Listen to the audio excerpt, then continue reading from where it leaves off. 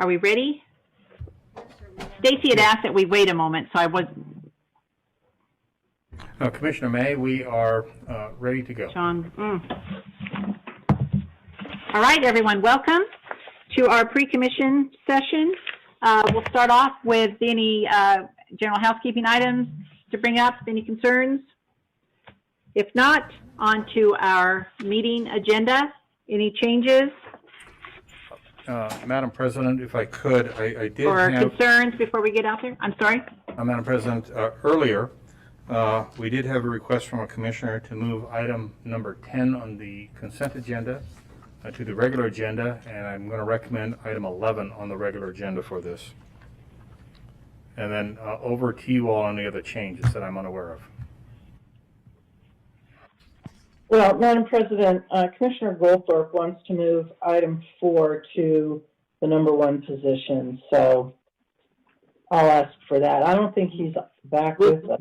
We'll do that when we get out there, right? And so okay.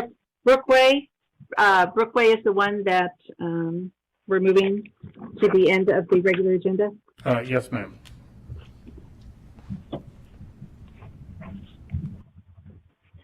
Okay, we'll make the appropriate motions when we get out there. All right. Hearing no other comments, Director Wong, to you. Well, thank you. Commissioners, good morning. Good morning. I have a couple updates for you. As we continue to assess and refine ACHD's COVID-19 operation protocols to best ensure safe operations for our team and all customers. Of note, I will be meeting with the executive team on Friday to consider added options for the district after the Thanksgiving break, again, depending on recommendations from the Central Health, CDC, and the Governor's Office. As always, we will keep you posted on anything we may be considering doing to ensure maximum safety for all of our team members and, of course, all customers.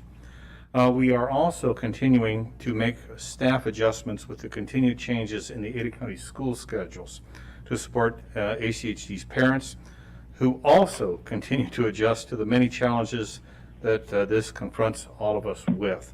Again, we'll keep you posted on how this goes.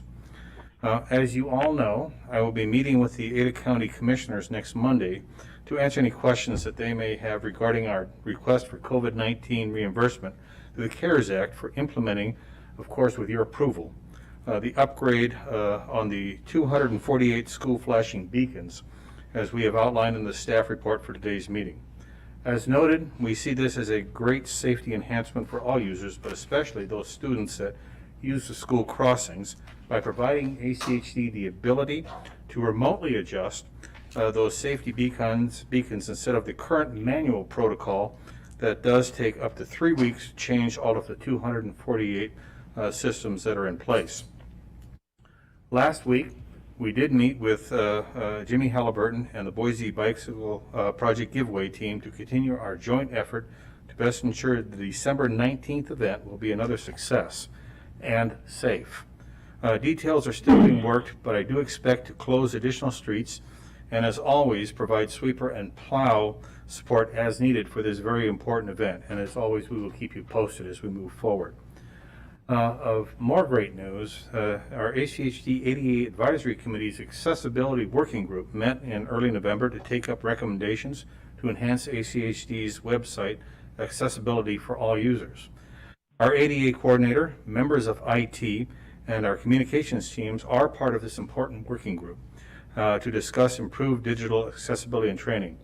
Of note, 2 of the ADA Advisory Committee members who are volunteering to work on this very important project are experienced in the field of digital accessibility. This is truly a big deal. Our project to assess bike lanes for compliance is moving forward. Plans and projects and development technical services have met and discussed multiple options on how to best accomplish this huge task. The consensus is to bring in a consultant for the best unbiased assessment. Along this line, we will be engaging ACHD's Bicycle Advisory Committee to assist and review a proposed game plan and in constructing the scope of work for the consultant's consideration. We will bring this to you after we achieve consensus on the what, the how, the why, and when in concert with the BAC. We have also received notice from the WTFs that they will be accepting nominations for their annual recognition programs. ACHE will be nominating team members and projects in all categories, as we always do.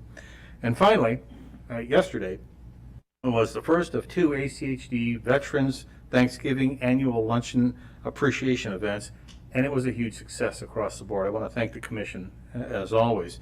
The second will be tomorrow at Cloverdale, where we will thank the follow-on of our total of 54 military veterans that we have here at the district. So, Commissioners, that's my administrative update for you today. I stand for any questions. All right, thank you, Director Wong. Any questions, Commissioners, for Director Wong? Comments? I'm glad the Veterans Day celebration was a success. Thank you for doing that. Okay, all right, we've got a few minutes. All right.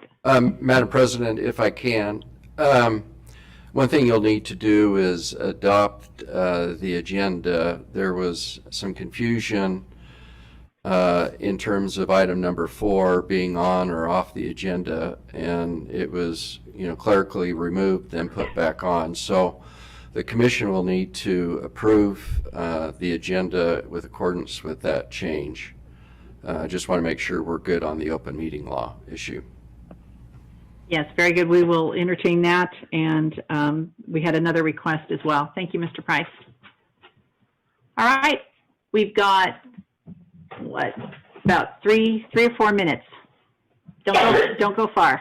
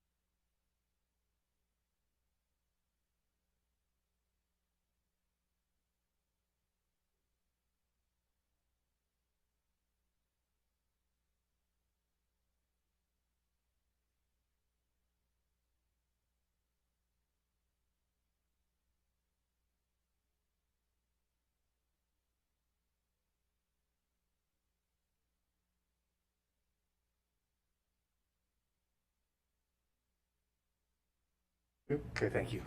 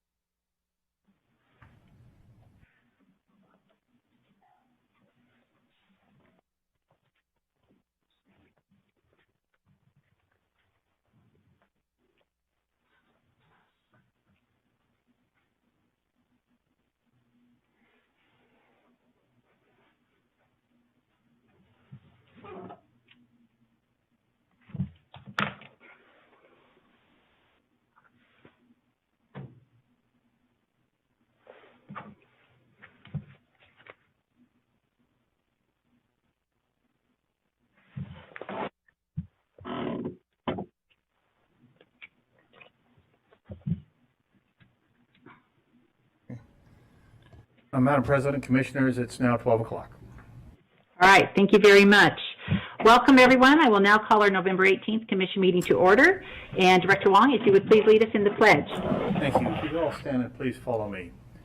I pledge allegiance to To the flag United States of the United States of America, and to the republic, and to the republic for which it stands, one nation, one nation, under God. liberty and justice for all. All right, thank you. All right, welcome everyone. Today, I am recognizing a distinguished group of 54 veterans in honor of Veterans Day, as we proudly share their names with you all on the screen right there so everyone can see. Thank you, each and every one of you, for your service to our nation. Thank you for the sacrifices you and your families have made in the name of freedom. Thank you for your courage, your commitment, and your passion for excellence in all that you do. You have all made ACHD so much better in every aspect of our operation, and we are all so very, very proud of each one of you. Please join me in thanking ACHD's veterans.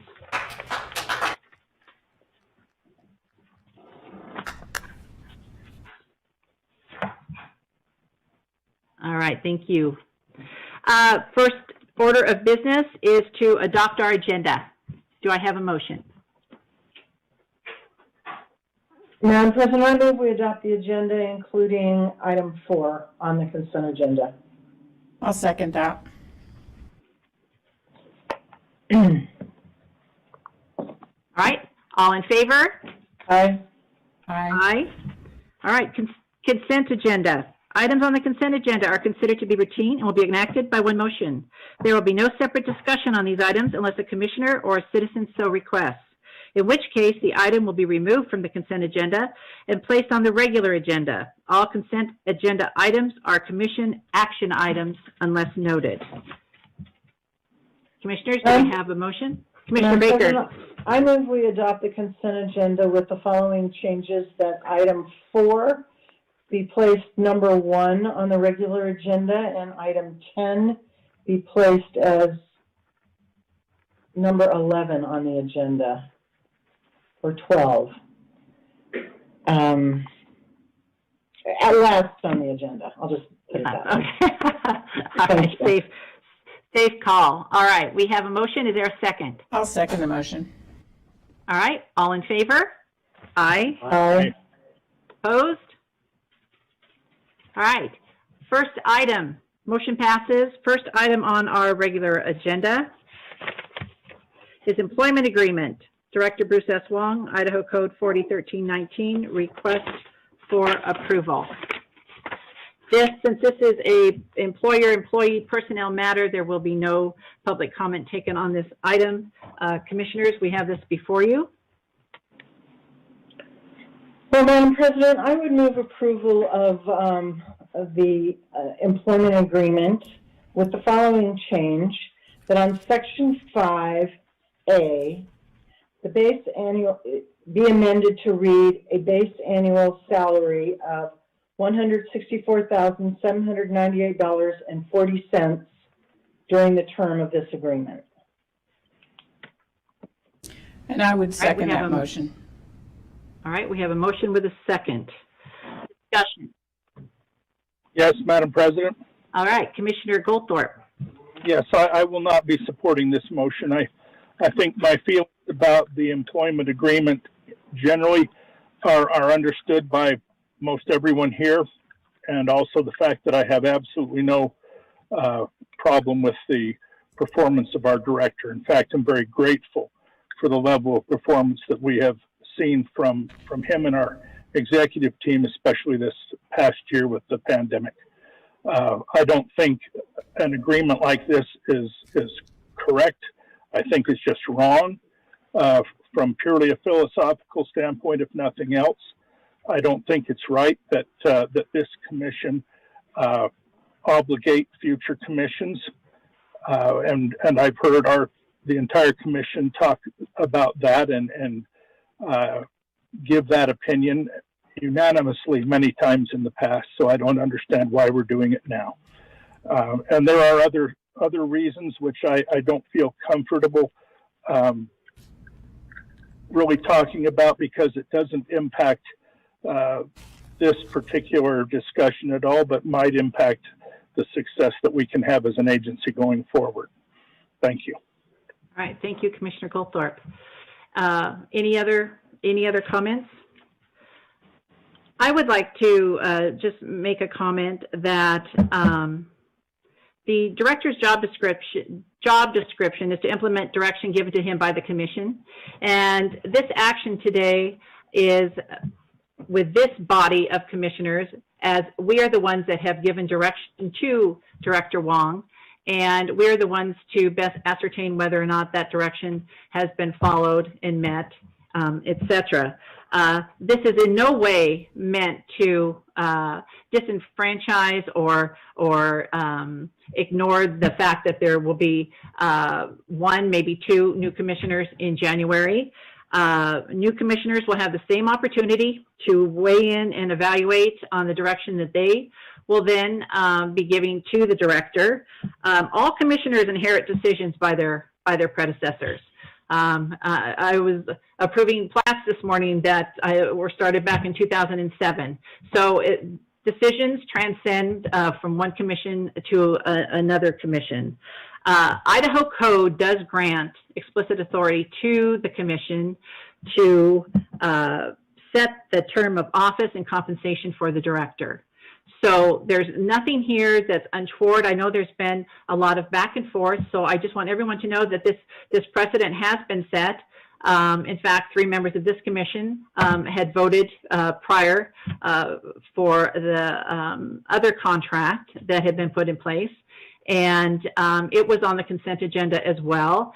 So I want everybody to understand that there's nothing irregular.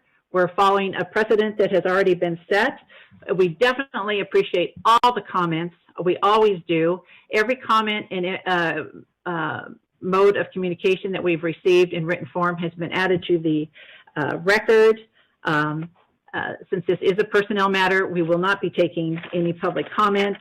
But I did just want to, for the record, state that I think it's important during this pandemic that we are in the middle of a global pandemic, and I have worked side by side with Director Wong, and you know, I can echo Commissioner Goldthorpe's praise of his performance. I have been impressed by the seamless pivot of his leadership, our executive team, all the members of ACHD when we've gone from one phase to another and then back again.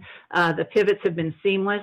All the communication that we have received, we have not gotten any negative feedback on Director Wong. It's all been very complimentary of the job that he is doing. And so I think by having a contract for the next couple of years, as has been done in the past, I think we are introducing a reason of stability and continuity that is necessary during these difficult times. And we have no idea going forward how long it's going to last. So I just wanted to set the record straight on a few of the things that have been floating around out there. This is just simply taking care of business, and this was done in the past, same time of year, and it's just we're following the precedent that's been set and taking care of it. And again, you know, in January, the new commissioners will have their opportunity to weigh in and give direction and be a part of that process going forward. So those are my comments.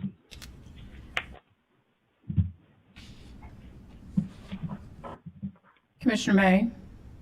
Commissioner Arnold. Thank you. I just have a couple of comments. While I didn't initiate this process, I do have to agree that it's appropriate. It frankly wouldn't follow precedent if we didn't have a contract. All previous directors at the district that I'm aware of did have contracts for their entire term. Certainly, the director who was here immediately prior to Director Wong had an employment contract in place for his term as director, which was quite long. So there's nothing inappropriate about this. We are following precedent by putting a contract into place. And I certainly have been impressed with Director Wong's employment or in performance while he's been employed here, and I see no reason that we shouldn't go forward with what's been the precedent in the past and have a contract in place. Thank you, Commissioner Arnold. Any other comments? Madam President. All right, Commissioner Hanson. Yes, Madam President. There was no multi-year contract prior to the fall of 2014. The agency functioned fine. There was no multi-year contract once that contract expired in March of 2017. The agency functioned fine. This is a fiscal issue. I represent my constituents and taxpayers. They have concerns about that. We have adopted the budget. My vote for the budget included a compensation increase for the director and many other employees, which reflects their positive performance during this year. I expect that's how the future commissions will continue to operate. If this was purely a personnel issue, it would have been brought up prior to our adoption of the budget, but it was not.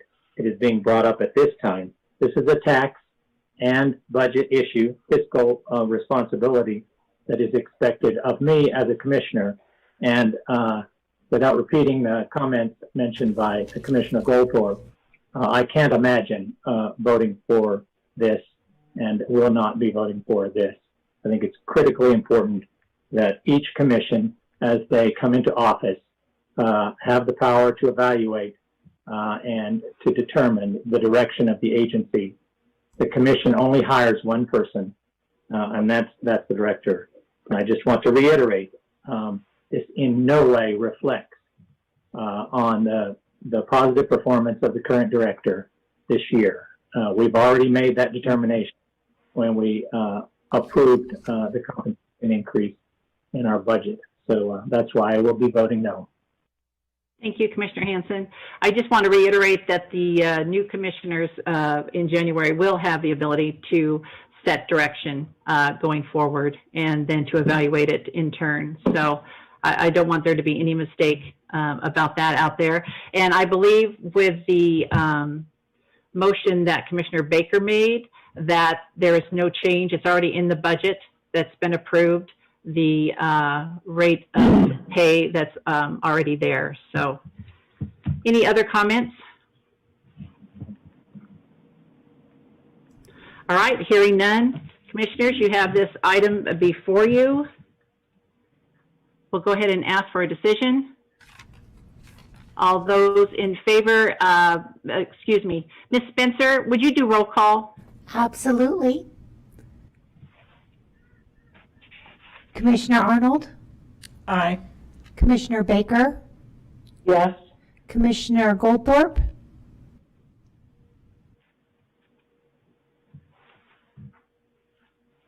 Kent?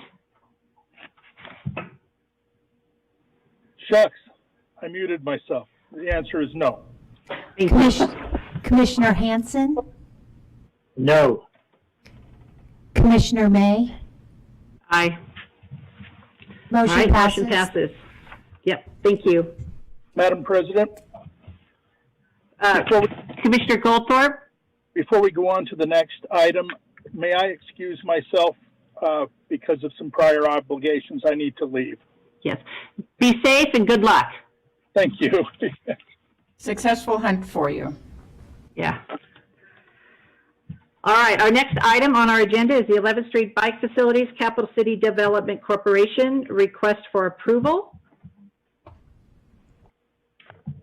And I think are we starting with Amy? Yes. Good afternoon, Madam President and Commissioners. I've been following you around all week, Amy. I know, right? Welcome. So I'm CCDC's project manager on the downtown 11th Street Bikeway concept design project. Myself and Zach Pietmeyer with the City of Boise will be presenting on this project today. You may recall that we've been in front of the Commission a couple times previously in work sessions to provide periodic updates, and now today we are back to seek your approval of the concept design.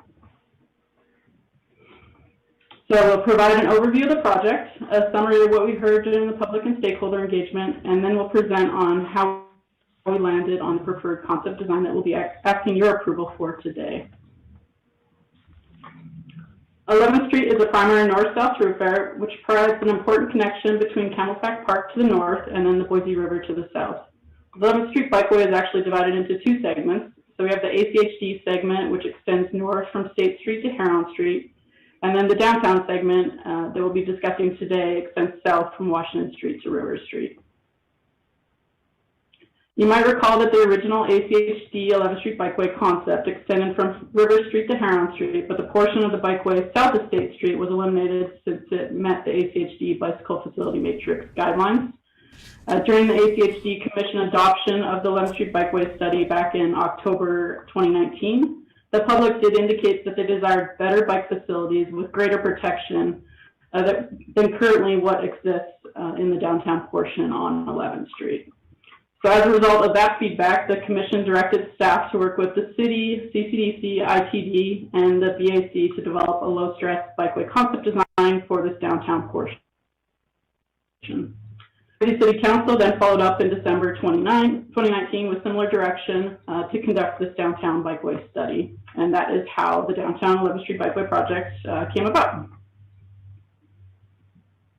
The project objectives include designing a ridge-to-river bikeway that's safe and inviting for all ages and abilities. We want to create more mobility choices for all people and improve access for customers and employees to downtown businesses. This slide shows all the entities that have been involved in shaping the design of the project. We used an interagency advisory team that consisted of members from CCDC, the City of Boise, ITD, ACHD, and ACHD's Bicycle Advisory Committee. Kittleson and Associates led the public engagement and design effort for the concept design. And then the public, cyclists, and property and business owners were also very instrumental during this entire process. And we'll talk next about some of the feedback that we heard during our outreach efforts. So the first round of public and stakeholder engagement occurred from May 28th through June 24th. In total, we received 401 comments from 287 different people. There were 268 responses to the online survey and 114 comments on the online comment map. Overall, 95% of survey respondents wanted to see a bikeway project completed along 11th Street, which is really great to see that support. The public wanted to see more separation from vehicles and slower traffic speeds. And then the 26 out of 44 property and business owners that we heard from along the corridor, their top priority was improved bicycle safety along 11th Street. Tied for second, they wanted an aesthetically pleasing streetscape and to maintain on-street vehicle parking. It's important to note that the businesses and property owners north of Myrtle Street really valued more bikes and pedestrians going past their shops, while south of Myrtle Street, businesses valued maintaining parking and their loading space. So following the first round of public outreach, the design team explored several different bikeway options, but they felt that these two on the screen did the best job of meeting project goals and providing separation. The raised bike lane, it's an example from Seattle that's shown on the left, would likely be level with the sidewalk, and cyclists would be riding on the outside of the sidewalk in both a visually and functionally distinct facility. We'd use street trees and furnishings to separate the bike lane from the sidewalk. And this raised option maintains most of the on-street parking and will make it easiest for bikes to stop along the way at local businesses anywhere along the corridor. The second option we looked at is shown to the right, and it's an on-street protected bike lane. So again, it's physically separated from traffic by a raised concrete median. The picture that's shown is actually from Capitol Boulevard, which in front of Boise City Hall there, they have that separated on-street bike lane. This option creates more separation between bikes and pedestrians than the raised option, but it would require removal of parking from one side of 11th Street. So for the second round of public outreach, which took place between September 24th and October 9th, the project team did an online open house for the public as well as 2 online meetings for 11th Street businesses and property owners. We also had an online survey which was used to gather feedback on both concept designs from both business and property owners as well as the general public. We had 30 individuals, including 12 business representatives, attend the online meetings, and then CCDC received 188 individual responses to the online survey. So that's a total of 218 responses, with the majority of respondents being people who currently drive, bike, or walk on 11th Street, which is great to see that local feedback from people that are currently using the facilities. So when asked when the bike alternatives would make biking on 11th Street more comfortable for them, 90% of respondents responded positively. Since one of the project goals is to design a bike facility for all ages and abilities, we asked respondents if they currently bike with their family, including kids 8 and up, would they feel more comfortable using 11th Street with either of these facilities. Both options, again, received favorable response with a slight preference for the raised bike lane over the on-street protected option. All responses considered, both alternatives received strong support, but there was a slight preference for the raised bike lane. When we did isolate responses from business and property owners, 75% preferred the raised bike lane over the on-street option, which is likely due to this alternative having a lower impact to the on-street parking.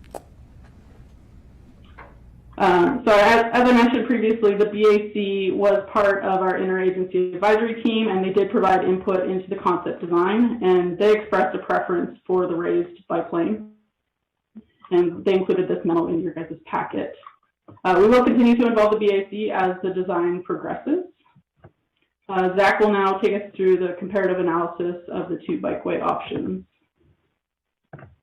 Thanks, Amy. Madam President and Commissioners, for the record, Zach Pietmeyer, Transportation Planner with the City of Boise. Welcome, Zach. Thanks. So shown on your slide here is a qualitative comparison of the 2 alternatives that Amy brought up. In terms of lower initial construction cost and pedestrian comfort related to a bike lane being completely separate from the sidewalk, the protected bike lane alternative provides a little bit of improvement over the raised alternative. However, when you're considering bicycle comfort, ongoing maintenance, the parking impacts, vehicle operations, and the input of our public and stakeholders, the raised option provides greater benefit than the protected alternative. So specifically in terms of maintenance, the raised bike lane does not present that area where debris can collect somewhat like the protected bike lane can. The bike lane is further separated from the travel lanes, which will hopefully reduce the amount of debris that's deposited during winter maintenance operations. Related to cyclist comfort, cyclists will be elevated above the roadway with the raised alternative and will be more visible to drivers over the top of parked cars. And by maintaining on-street parking on both sides of the street, cyclists are separated from live traffic both horizontally and with a physical barrier, which is the parked cars. From a pedestrian comfort standpoint, the concerns have been raised that yes, pedestrians and cyclists could be mixing in the bike lane, but we feel that we'll be able to mitigate that with, as Amy mentioned, pavement markings, some pavement color differences, signage, as well as the fact that there will be a furnishing zone separating the 2. And that will include things like bike racks, street trees, other landscaping elements, overhead lighting. The raised alternative maintains all travel lane capacity with only minor impacts related to some proposed intersection safety improvements, which I'll discuss here in a moment. The protected alternative, on the other hand, requires the removal of 1 southbound travel lane between Front and Myrtle. And while removal of that lane doesn't necessarily represent a huge impact to traffic, it is greater than any impacts that the raised alternative has. And finally, in terms of parking impacts, as Amy said, both alternatives will have some impact, but the raised alternative only requires the removal of about 20% of existing parking for site distance purposes, whereas the protected alternative removes at least half of the on-street parking. Next slide, please. So based on that comparative analysis, CCDC and the city, as well as ACHD's BAC, believe that the raised bike lane alternative does provide a greater level of benefit compared to the on-street protected bike lane, and thus we recommend moving forward with final design of the raised bike lane. Next slide, please. I'd like to take the opportunity just to walk through a few of the key features of the raised bike lane alternative, starting with the cross-sectional elements, which are shown here. As can be seen, the raised bike lane is located between the on-street parking lane and the sidewalk, again separating the bikes and peds with the street furnishing zone, again where you see the street trees here. The bike lane is also separated from parked cars by a 2-foot wide concrete buffer, which will provide protection from car door swing. The street maintains all on-street parking lanes as well as the 2 travel lanes, each of which will be a minimum 11 feet wide. Next slide, please.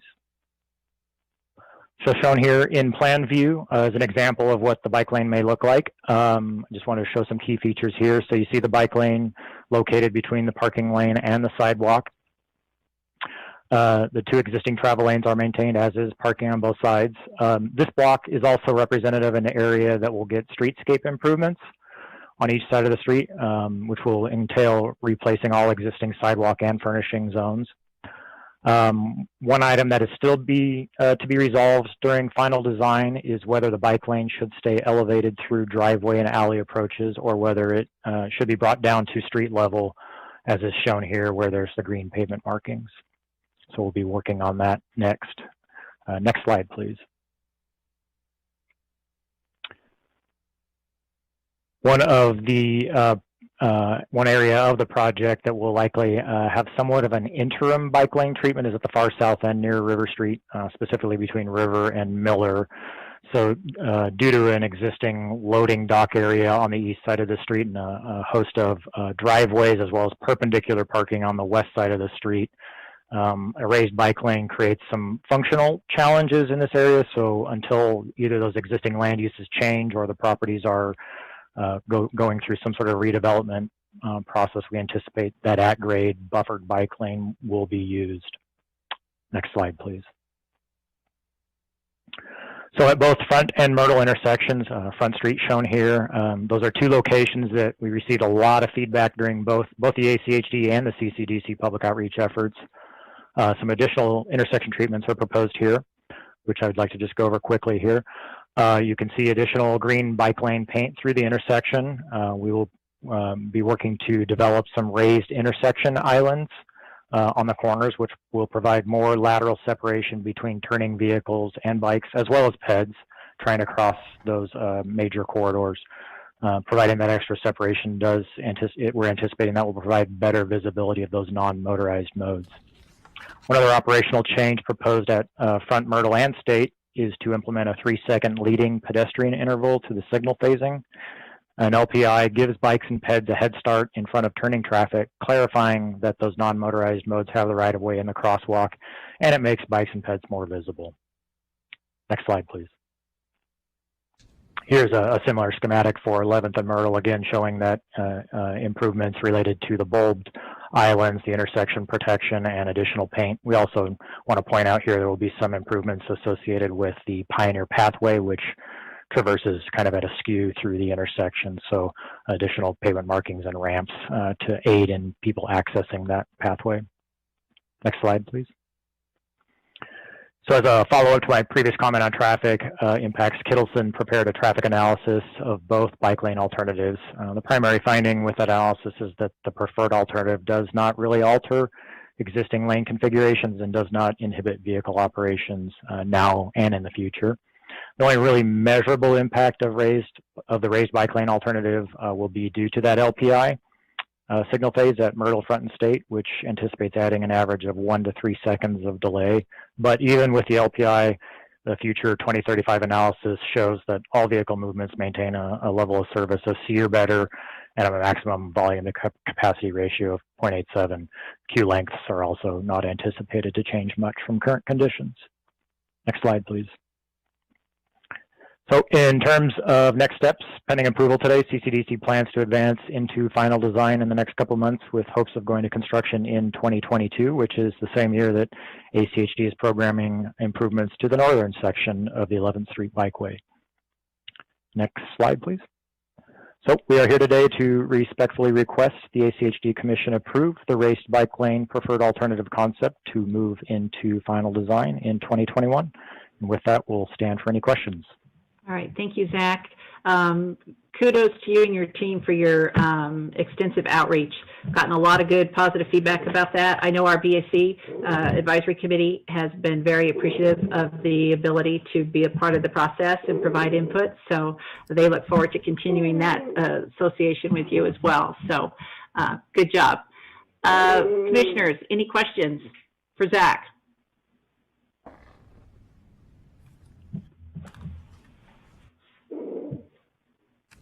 All right, hearing none. All right, thank you, Zach. So commissioners, We do have some people who would like to testify on this item. oh, we do? All right, Ms. Spencer, can you go ahead and call them? Scott, shown here.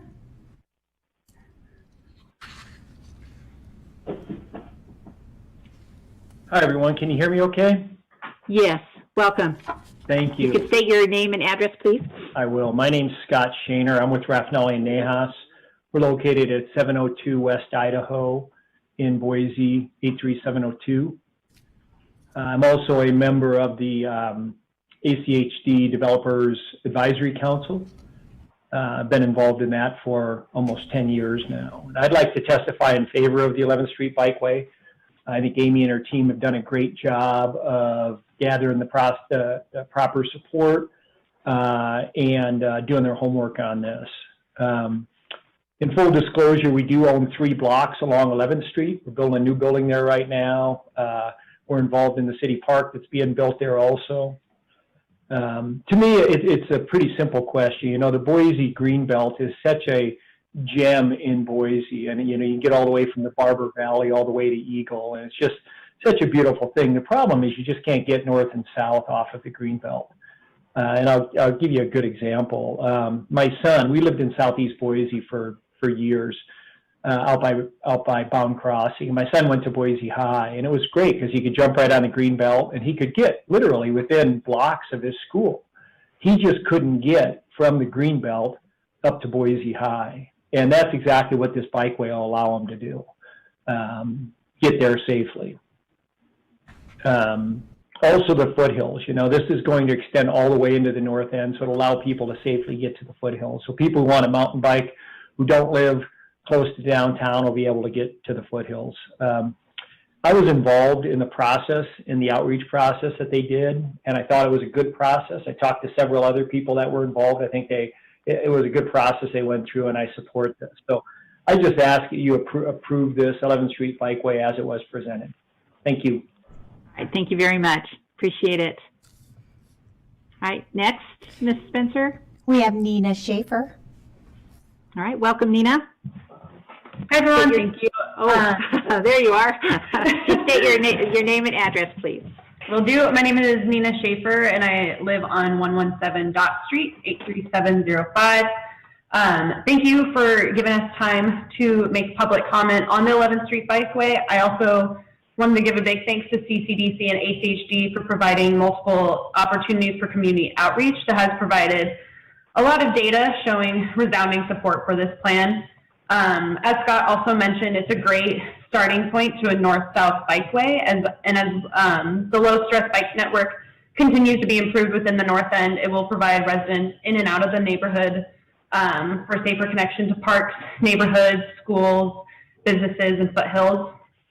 As the memo does show, a raised bike lane does provide a better sense and practice of safety for bicyclists and would benefit the businesses along and near 11th Street by providing a safer route to navigate within downtown. So I do urge the commission to approve this project, and I will yield the rest of my time. Thank you. Thank you very much. We appreciate you coming before us today, Nina. Thank you. Ms. Spencer, is there anyone else? Yes, we have Jared Austin. All right. Jared, welcome. Please state your name and address. Hello, my name is Jared Austin. I live at 4211 West Fairmont Street.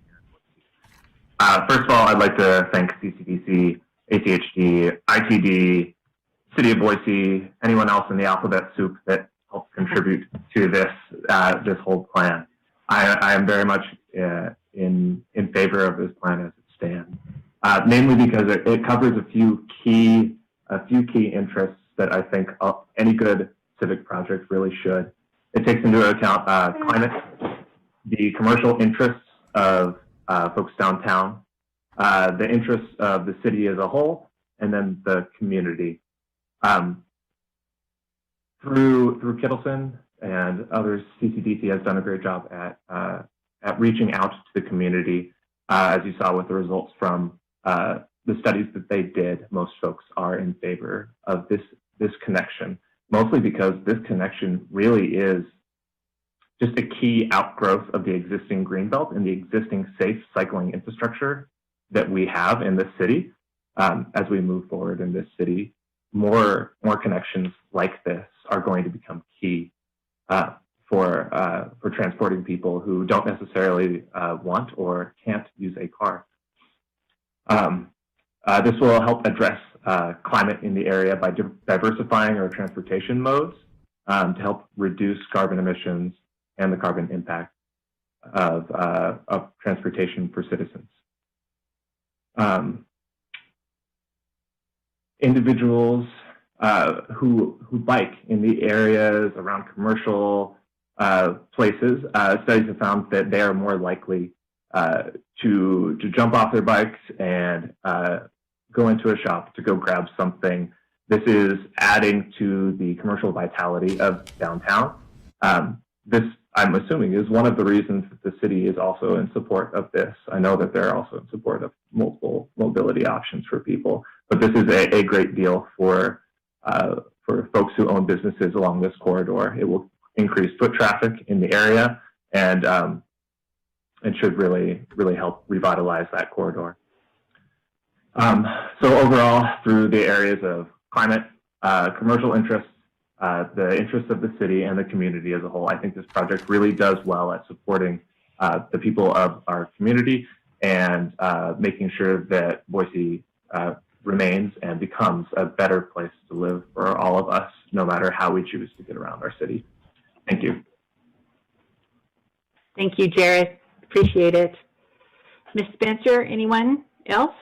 I have a Renee Bentley. She has raised her hand, but she hasn't responded if she would like to testify on this item or not. Okay. We give her a second here.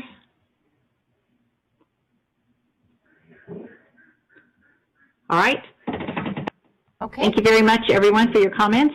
Commissioners, we have this item before us Commissioner May, for approval. Commissioner Arnold. I move that we approve the 11th Street bikeway as presented with the raised bike lane as the preferred alternative. All right, thank you. We have a motion. I'll second that. All right, seconded by Commissioner Hanson. Further discussion? Yes, Commissioner May. Madam President. Commissioner. Go ahead, Commissioner Baker. Okay, Commissioner Baker. Oh, I was just going to say, I don't have a problem with the 11th Street bikeway. I think it's a good concept. My problem is with the fact that this should be funded completely by the CCDC because this lies wholly within their area, and this is what they are supposed to do, provide this type of infrastructure with the tax dollars that they receive that do not go to ACHD but do go to them. So I would like my vote to be registered as abstain. All right, duly noted. Thank you. Any other discussion? Yes, Commissioner May. Madam President. Just a moment, Commissioner Arnold. Thank you. I just wanted to say that I was pleased to see that the city and CCDC were on board with the raised bike lanes. We did include those in the design of the new Cloverdale overpass, and I think they've worked very well. I think it's much safer for bicyclists that they have some elevation above the roadway. They're more easily seen, and they have, the ability to see what's going on from the elevated position. So I'm a fan of the raised bike lanes and very much in support of going forward with that. I do agree with Commissioner Baker that it should be paid for by CCDC, but I don't see that happening. All right, thank you. Clarification, CCDC is fully funding the downtown portion of the 11th Street Bikeway, so just wanted to clarify that based on the commissioner's comments previously.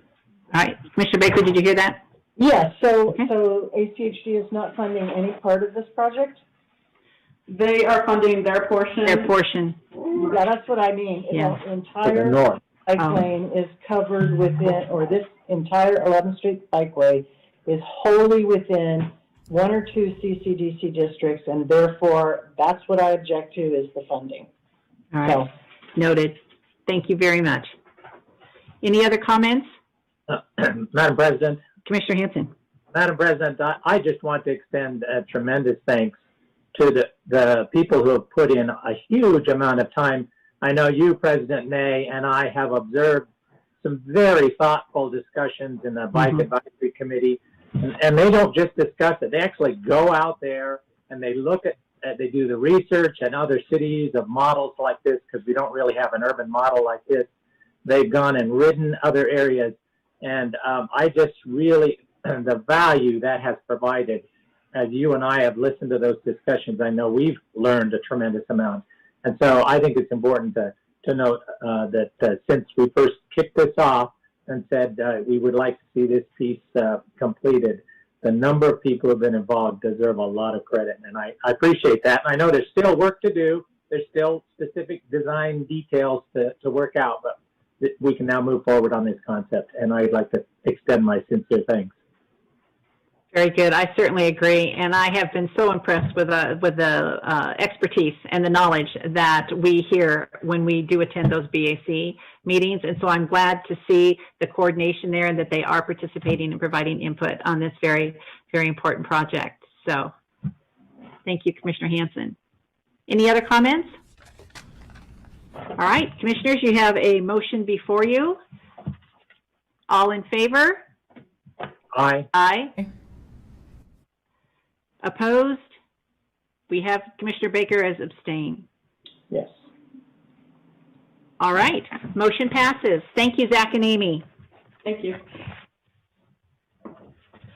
All right, our next item is Resolution 2332, Broadway Avenue and Northeast 3rd Street vacation. This is a public hearing. I will go ahead and open the public hearing. And it looks like we have Mr. Wallace at the podium. Come on over.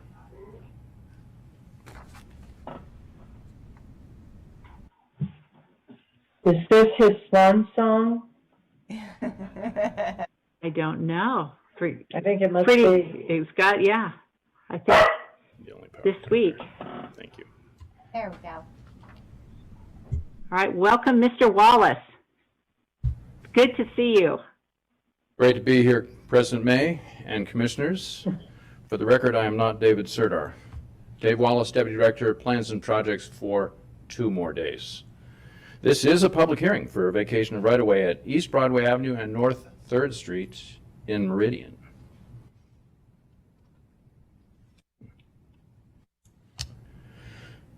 So in front of you, you see that ACHD received an application from the East Broadway Investment Company, LLC, submitted by Galena Opportunity, acting as representative. The vacation area that is in question is .431 or thereabouts acres. We have received the application fee. I will read the final bullet on this slide because it's important. The final recording of the quitclaim, should there be one, and the resolution will not take place until A, after the delivery of the finalized closing contract documents and a copy of the signed release of right-of-way from the Union Pacific Railroad Company to the East Broadway Investment Company, LLC, as proof submitted to ACHD, and B, upon the receipt of the negotiated funds finalizing the price as agreed upon between the East Broadway Investment Company, LLC, and yourselves, the ACHD Commission Board. Here's the vicinity map. It's large. I'll show you a smaller version of it in just a second. But the area that, or the items that we're talking about, are 3 elements of platted right-of-way that are cross-hatched in red. As I said, I'll show you a larger version of this later in the briefing. The valuation of this was obtained from an appraisal that the applicant acquired. This is the way we always do them. We ask the applicants to do this. It is acknowledged that there is 18,773 square feet involved, and they found a fair market value of $5.35 a square foot for a total for those 3 elements of platted right-of-way for $100,436. That is the ACHD staff recommended value. It is worth noting that in the appraisal, a cost to cure, their own phrase for this, of about $71,000 was identified. This cost to cure again, the applicant made it that way, was to remove a Union Pacific easement on the property while using across the fence estimate values to establish the property value. The ACHD staff rejected this cost to cure due to the fact it's a platted right-of-way and ACHD has all rights to build any roads. We have had discussions several times with the applicants. Excuse me. In May and June, it says months ago, that's the months ago, we discussed this with them. They'd completed the appraisal by that time, and they then submitted the original vacation application. We told the applicant that they should purchase the adjoining railroad property first and then complete the right-of-way vacation request yourself, although we did say that we would process it. It's worth noting that Idaho Code 50-1321 applies. We can explain that later if you so choose. Excuse me, the disputed value, the East Broadway companies indicated they may ask you today, and we expect them to do so. They have asked for a reduced price of $29,000 based upon a cost to cure that they recognize discount in their appraisal.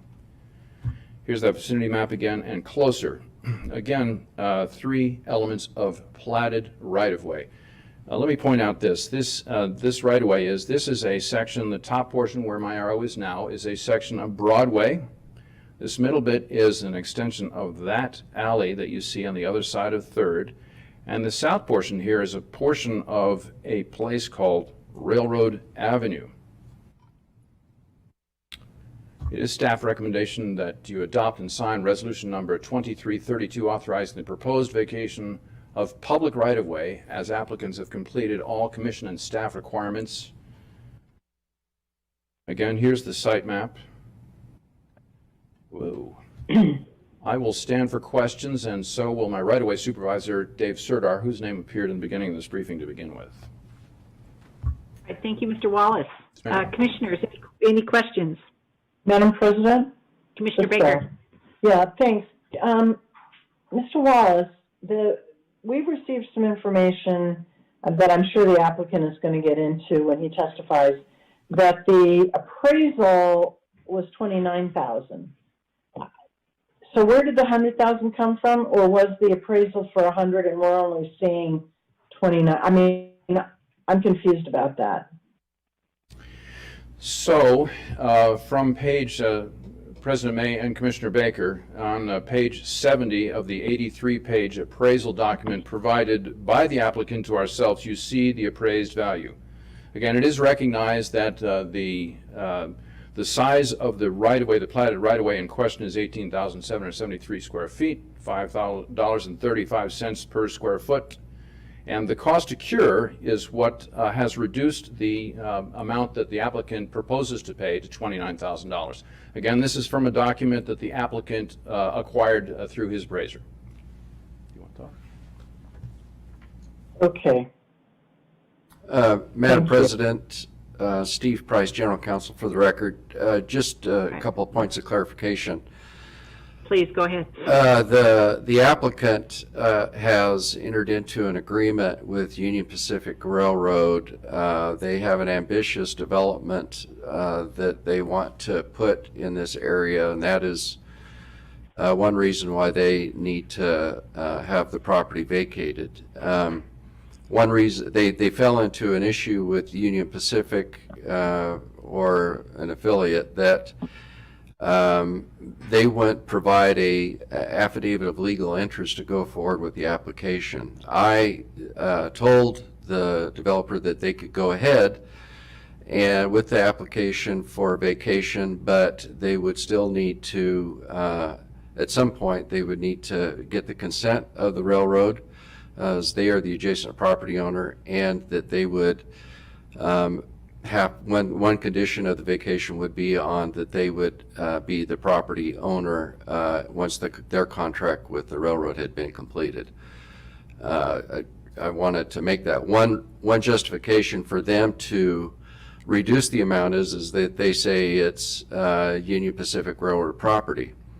Well, that discount wouldn't apply if they purchased the land from Union Pacific. And so the one reason that we've gone ahead with the vacation application is they're using as a basis for discounting it.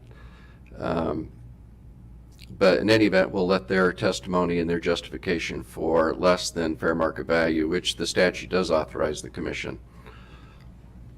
Thank you. All right, thank you, Mr. Price. Commissioners, any other questions for Mr. Price or Mr. Wallace?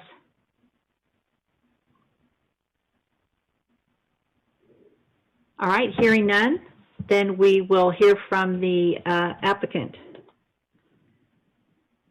I believe, is it Mr. Dietz? Yes.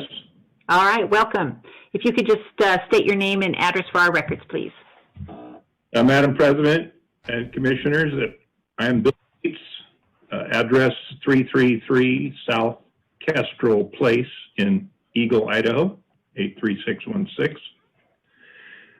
Thank you for the opportunity to talk through this. This is a very complex project that hopefully in a 5 minutes or so I can make a little bit more simplified.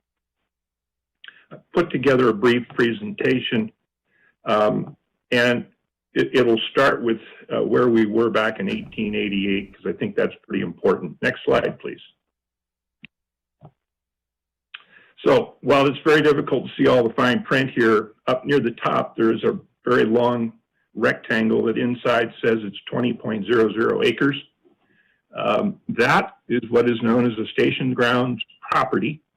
The 1875 Land Grant Act allowed railroads to apply for station ground properties as frequently as every 10 miles and up to 20 acres in size. In 1888, the Idaho Central Railway Company did in fact apply for and receive the plat for that property. Next slide, please. Meanwhile, back in Meridian, Eliza Zinger and Joseph Reed went to the patent office and made applications for patents on property that the government was in the process of processing for the railroad. And it's a little difficult to see, and I apologize for the smallness, but there in the blue and yellow is the station ground property of the Idaho Central Railway Company. Next slide, please. So these are the original patents. There's not a purchase price on them. I just included them as evidence that Reed and Zinger made application, but unfortunately their applications were not processed and approved until years after the Plat approved for Idaho Central Railway Company. Next slide, please.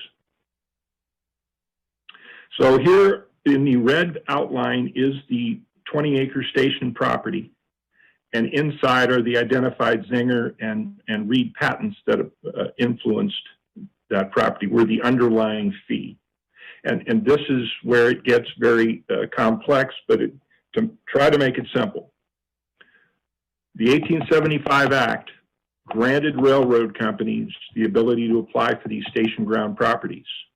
They did not give them the fee interest. The fee was to remain with the underlying fee owner. They received an easement interest. And that is what was referred to in the appraisal as that purchase of the easement at $3.83 a foot. There is also the underlying fee, which is now held in numerous other people's names. I'll get into that in a minute. But you really have a two-tiered control of the property here because of the 1875 Act. Next slide, please.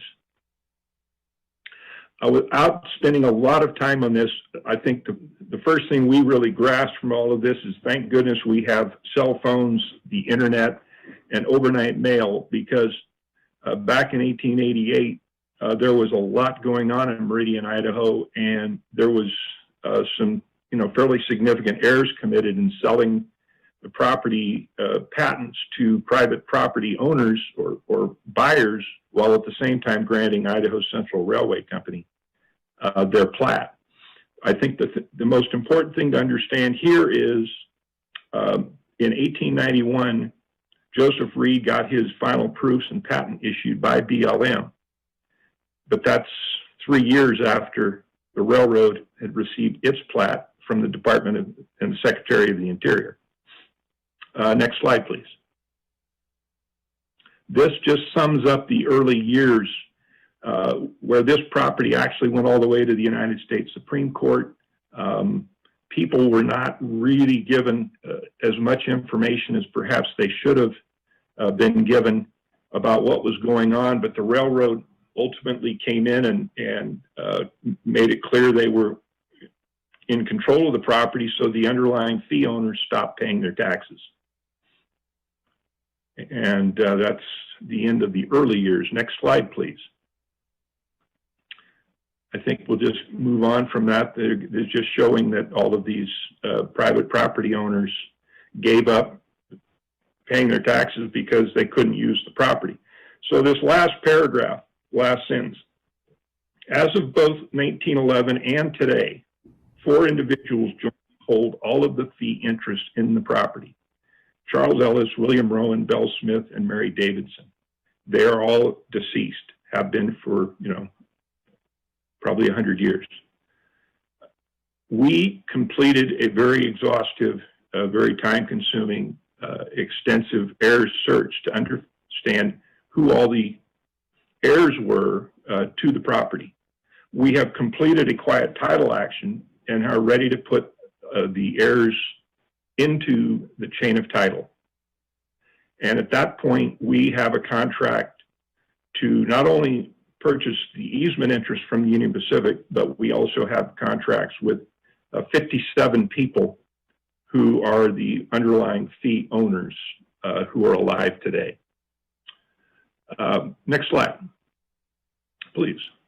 So here briefly, the outline in yellow are the private property ownership areas, and the sort of missing pieces of the boxes are the ACHD rights of way. All we're asking the board to acknowledge in their decision today is that the underlying fee owners and the subdivision plats they recorded in the main to third property, which is hopefully everybody knows that it's the left-hand block of the 3 yellow outlines. That subdivision plat was recorded actually in 1901, long after the railroad took title of the property, and nothing could ever be done with those rights of way because the railroad wouldn't allow it. Next slide, please. This is just showing individual ownerships of those, really not germane to our conversation, but was included to point out that this is the various ownerships. Next slide, please. So the current picture, the subject of our meeting and our requests all revolve around the property that's in X. That's Main to Third and Broadway to the north and the railroad tracks to the south. Next slide, please. This is the parcel of 5.607 acres that we have worked so long and hard to finally create and get control of.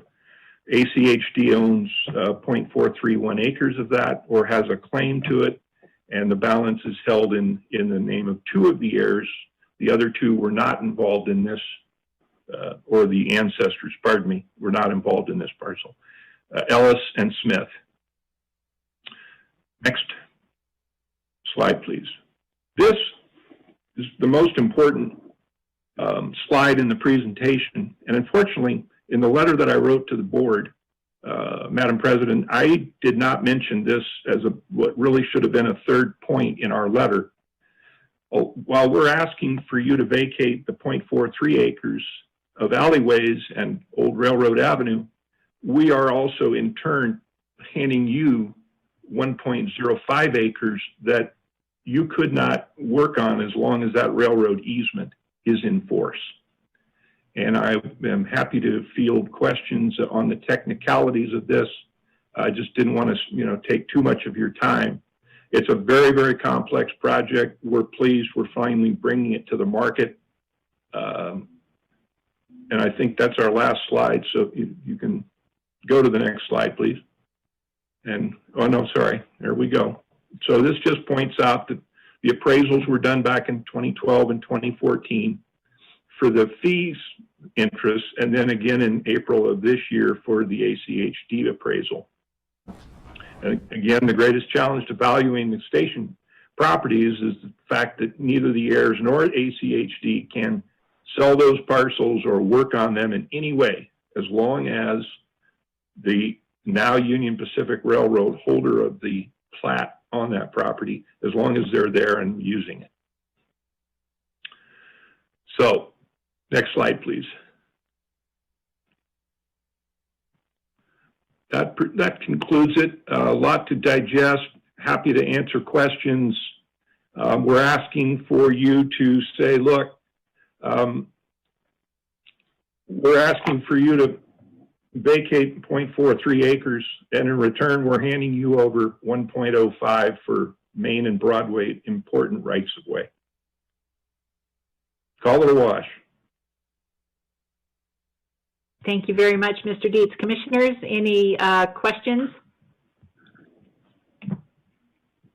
All right, hearing none. I'm sorry, Commissioner Hanson. Yeah, well, I just have a question. Am I missing it in the resolution? Does it refer to the exchange of the 1.5 acres to ACHD? I know there's an incredibly complicated transaction, but I don't see that. If you can point that to me so that it's in there. Madam President, Commissioner Hanson, it is not included. Okay. And we didn't deliberately out, Steve. It was just an error. Madam President, I have a question for the applicant. Do you own the property adjacent to the requested vacation land? We do not yet. And here's the sequence that has to happen because Union Pacific holds all the cards, is we first step in and close on the heirs' interests, and then we close on the railroad's interests. We have there are 48 heirs to the property. 47 have all of their closing documents at the title company. I'm expecting to get the last individual's closing package this week. Does that answer the question? Yes, it does. Thank you.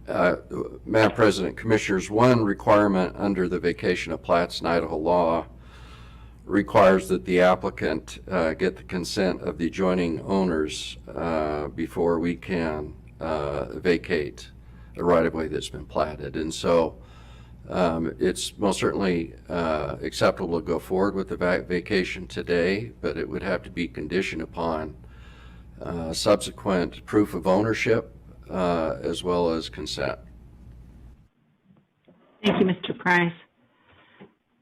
Madam President. Commissioner Hanson? Yeah, it appears in this incredibly complex transaction that there still needs to be a few more steps to take place, and that it might be simpler for us to make sure that those steps take place and that it accurately reflects the swap between the 4.3 acres and the 1.08 acres. The other is I agree that this probably should have been vacated 50 years ago when the ACHD inherited it, but had no intention, obviously, of having a public road on that. So it's been off the tax records. The most important thing is that it be done right and that it get on the tax rolls, because it sounds like taxes haven't been paid on this property since one of the ancient owners stopped paying. Correct. Madam President? Thank you, Commissioner Hanson. Any other, Commissioner Baker, please. So, Commissioner Hanson, are you suggesting that we defer this? Yes, it sounds like that. I just want input from legal counsel and the applicant, what their perspective would be and how long that might take place. Madam President? Just one moment. Mr. Price, did you have an answer? Madam President, my understanding, Commissioners, my understanding is this could take some time. And so I suppose it could be deferred indefinitely, and with the condition that once those issues are addressed, that we would renotice a public hearing and redo that. It would be probably unwarranted to have the applicant have to start all over again. But, you know, a simple solution when we find ourselves in the situation is simply to make the vacation condition upon the satisfaction of many of the issues that Commissioner Hanson addressed. And that's also an option going forward, and I feel comfortable with that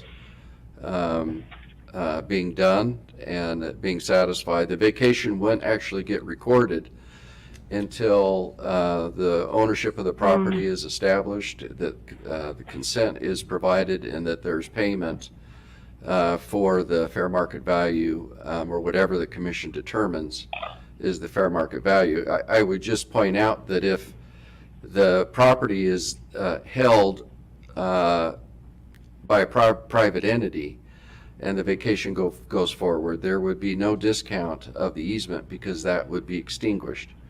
And we agreed to go forward with the applicant just because of the complexity of the transaction, but we never consented to a discount of the easement. And normally we would require them to have private ownership before they would apply. We most certainly said, well, you can go forward, but now it appears that they're using the railroad easement as a basis for a discount, and that's just something for you to consider.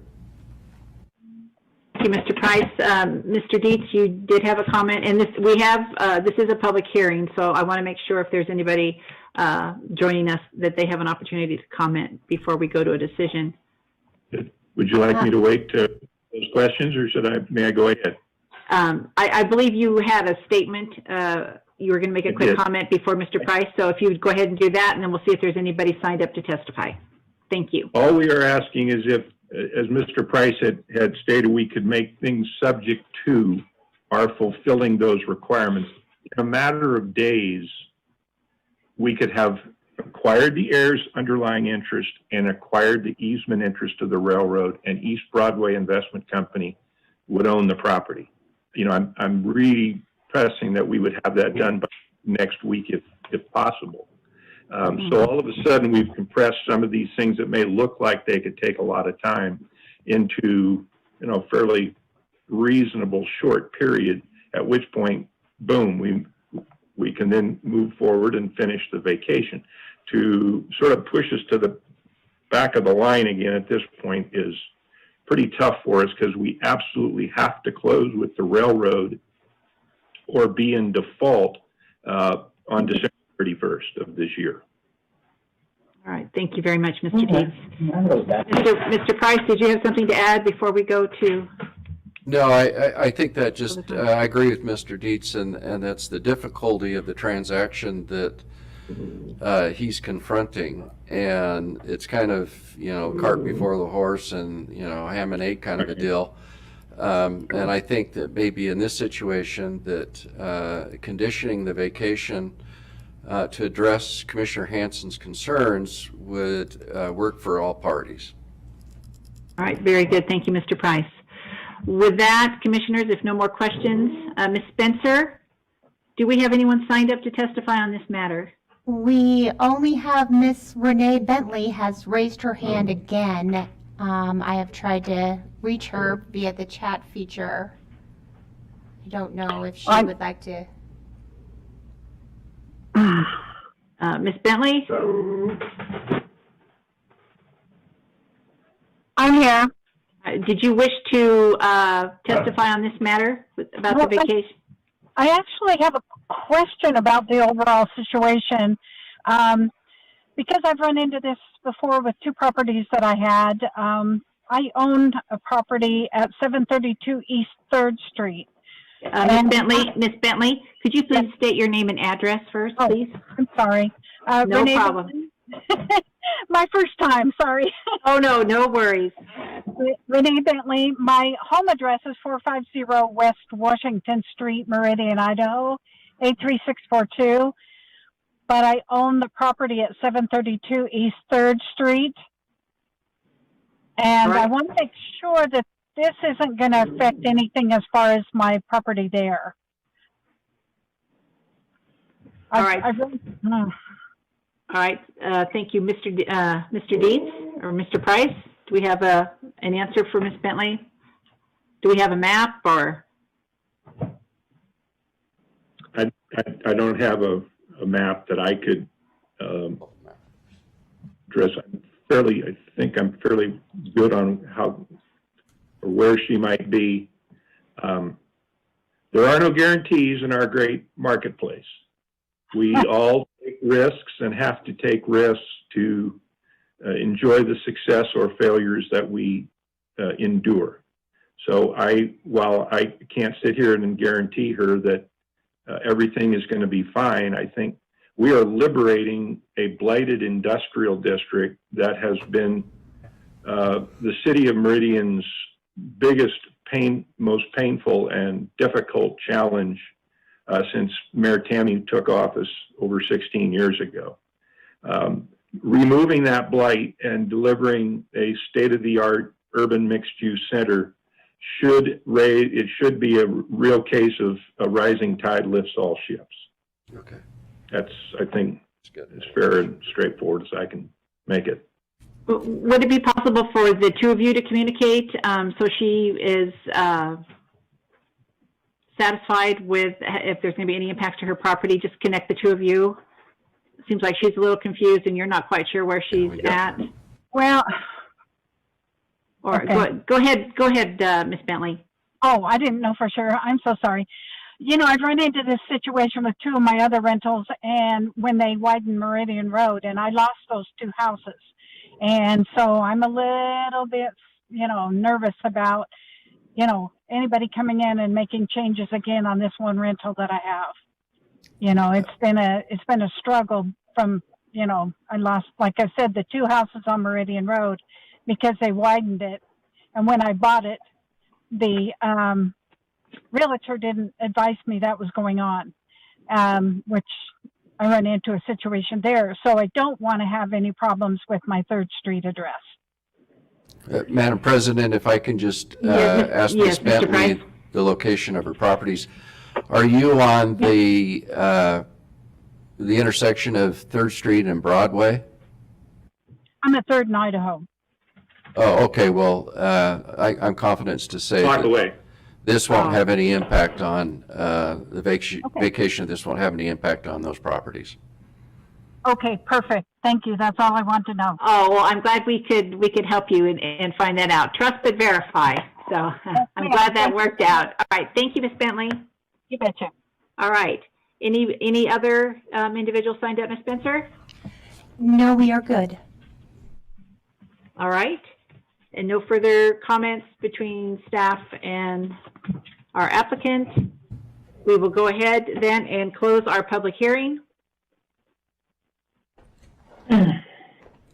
And commissioners, you now have this item before you. Resolution 2332, Broadway Avenue Northeast 3rd Street vacation. Request for approval. Madam President, I would ask something somewhat unusual, and that is to ask Mr. Price to word a motion, because it's really critical in such a complicated real estate transaction that we get it right, to include the approval with the condition on the requirements of ownership, and that the consideration of the exchange of the 1.05 acres for the 4.3 acres is included. So that how you word that, it's got to be done right, as you know, Mr. Price. So my request is that you word a motion for us that might do that. Mr. Price, would that just include the language that's on this slide? In part. The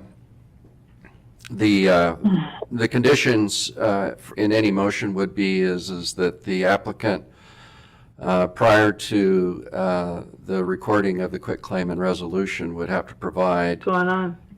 a record of ownership for the adjacent land, Right. and as well as the conditions that are set forth in the bullet number 4. And I believe that would satisfy any motion. Madam President and Commissioner Hanson, go ahead. will have to be a completely separate process with regard to the request to vacate to give ACHD the 1.5 acres. I assume that's associated with the development approval. Yes, Is that how- and I thought you had mentioned that, Commissioner Hanson. Yes, we would include that condition of the exchange as proposed by the applicant. Okay. So I guess there would be 4. Yeah, good. If you could do that, to include that, that would be great. We do want to get it right. Exactly. We've had 150 years. Well, I'm happy to make the motion if you'd like. Okay. If you could. The motion should be that to approve the application from East Broadway Investment Company submitted by Galena Opportunity, acting as a representative, to move forward with the vacation of 0.431 acres between the 3 separate pieces of property. That the vacation would be subject to an exchange of property as outlined by the applicant, that before the vacation would be recorded and the closing documents would be finalized, that they would have to provide ACHD proof of ownership for the adjacent lands.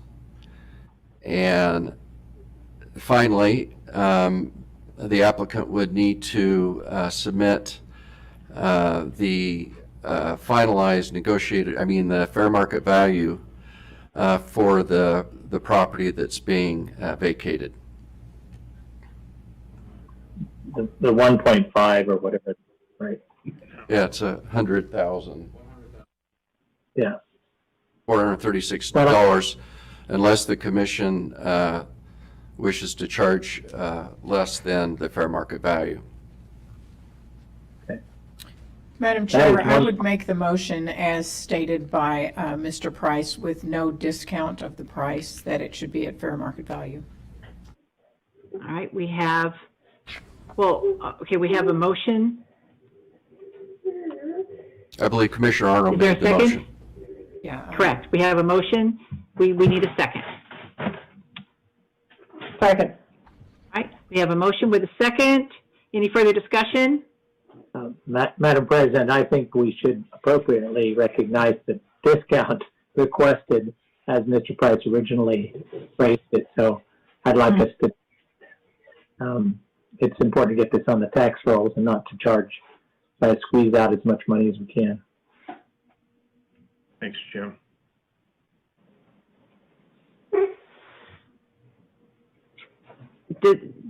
Commissioner Arnold, do you wish to amend your motion? No, I think it should be at fair market value, that there should not be a discount.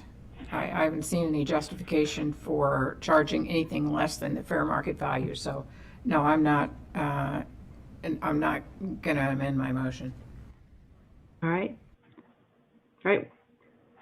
Any further discussion? We have a motion before us. All right, we'll call for the decision. All in favor, signify by saying aye. Aye. Aye. Opposed? No. All right. Motion carries. Thank you very much. Thank you, Mr. Dietz. Madam President, can we take a 5-minute break? Yes, but let's do. We've got a few more of these ahead of us. So let's adjourn for 5 minutes. Or recess, not adjourn. Sorry, my mistake.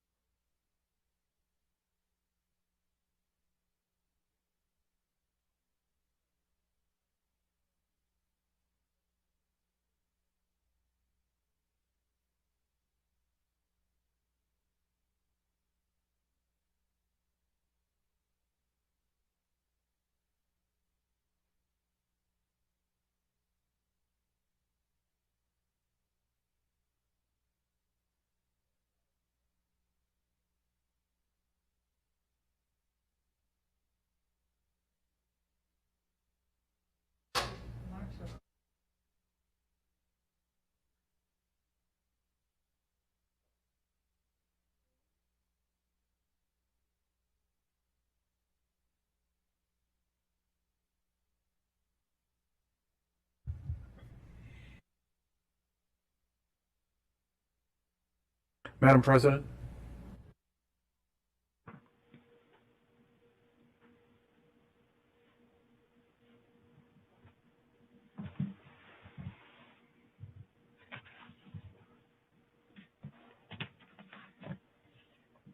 Madam President? Yes, Director Wong. I'd like to make a request that I know that we've asked, we've put the agenda item on the consent agenda that's been moved to the regular agenda to number 11 last.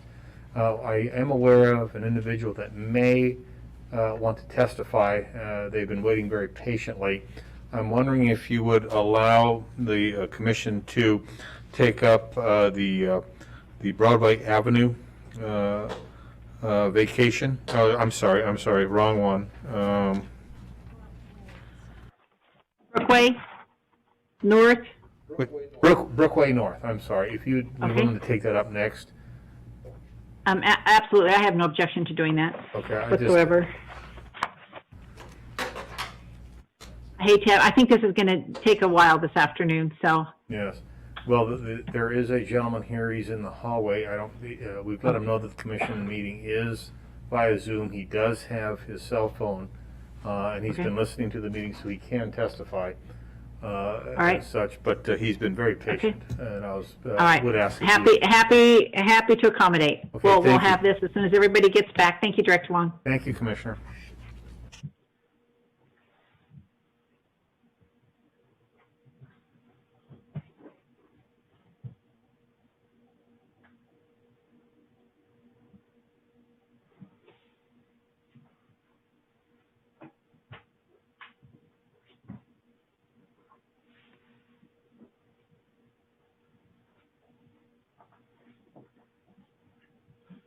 All right, we've got Commissioner Arnold, Commissioner Baker, Commissioner Hanson. Are you with us? Thanks for the break. You bet. It's been a long day already. No kidding. Yeah. All right, there's Commissioner Hanson. Welcome back. All right, we've had a request. Commissioner Hanson, the item that you had requested be put on the regular agenda, we are moving that up now. There is an individual here to testify, so he's been waiting patiently, so I want to accommodate him. So, Commissioners, our next item, Brookway North Subdivision, Annexation, Rezone, and Preliminary Plat. This is a request for approval. Ms. Yarrington?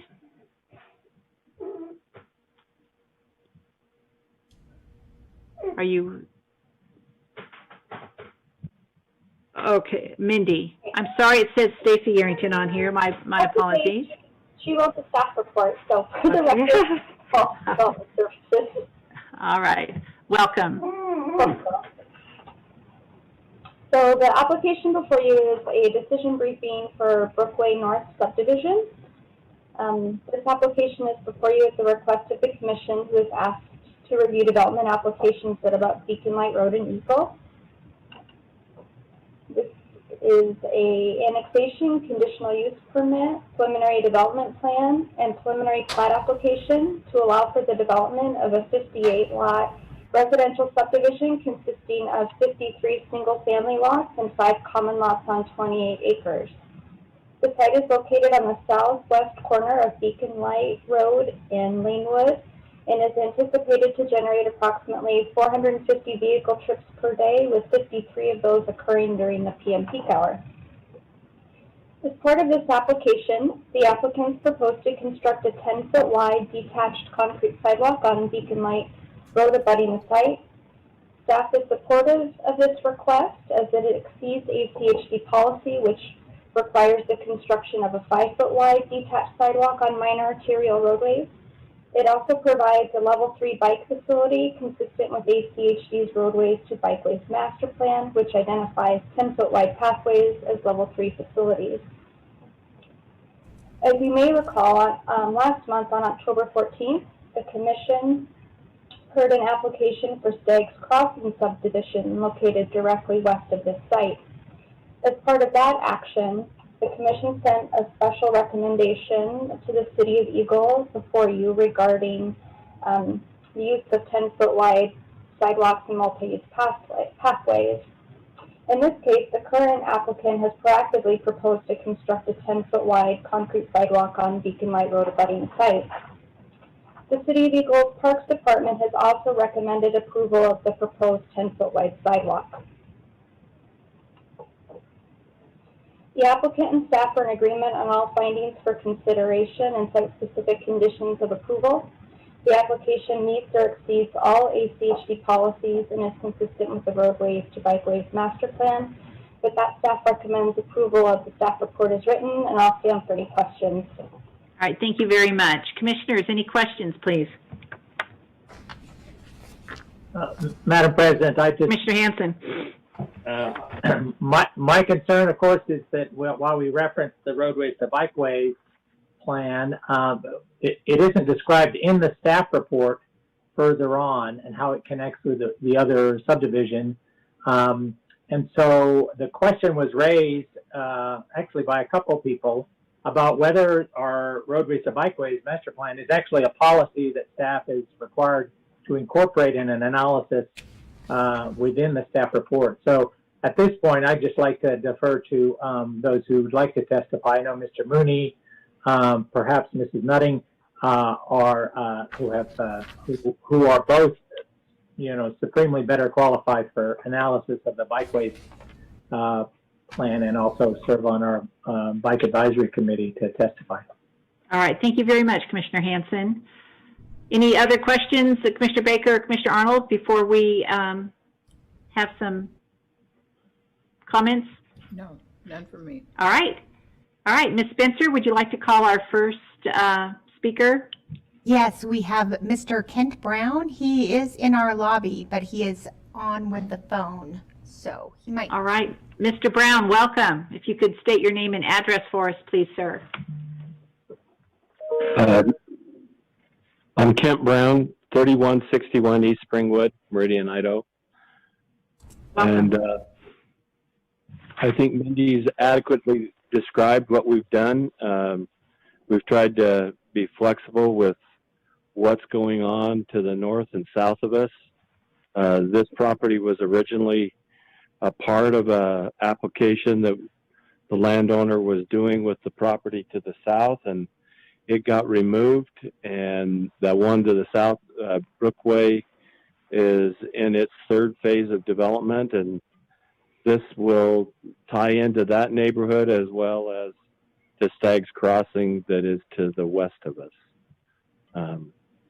We're in agreement with the conditions of approval. All right, thank you, sir. Appreciate it. Ms. Spencer? We also have John Mooney.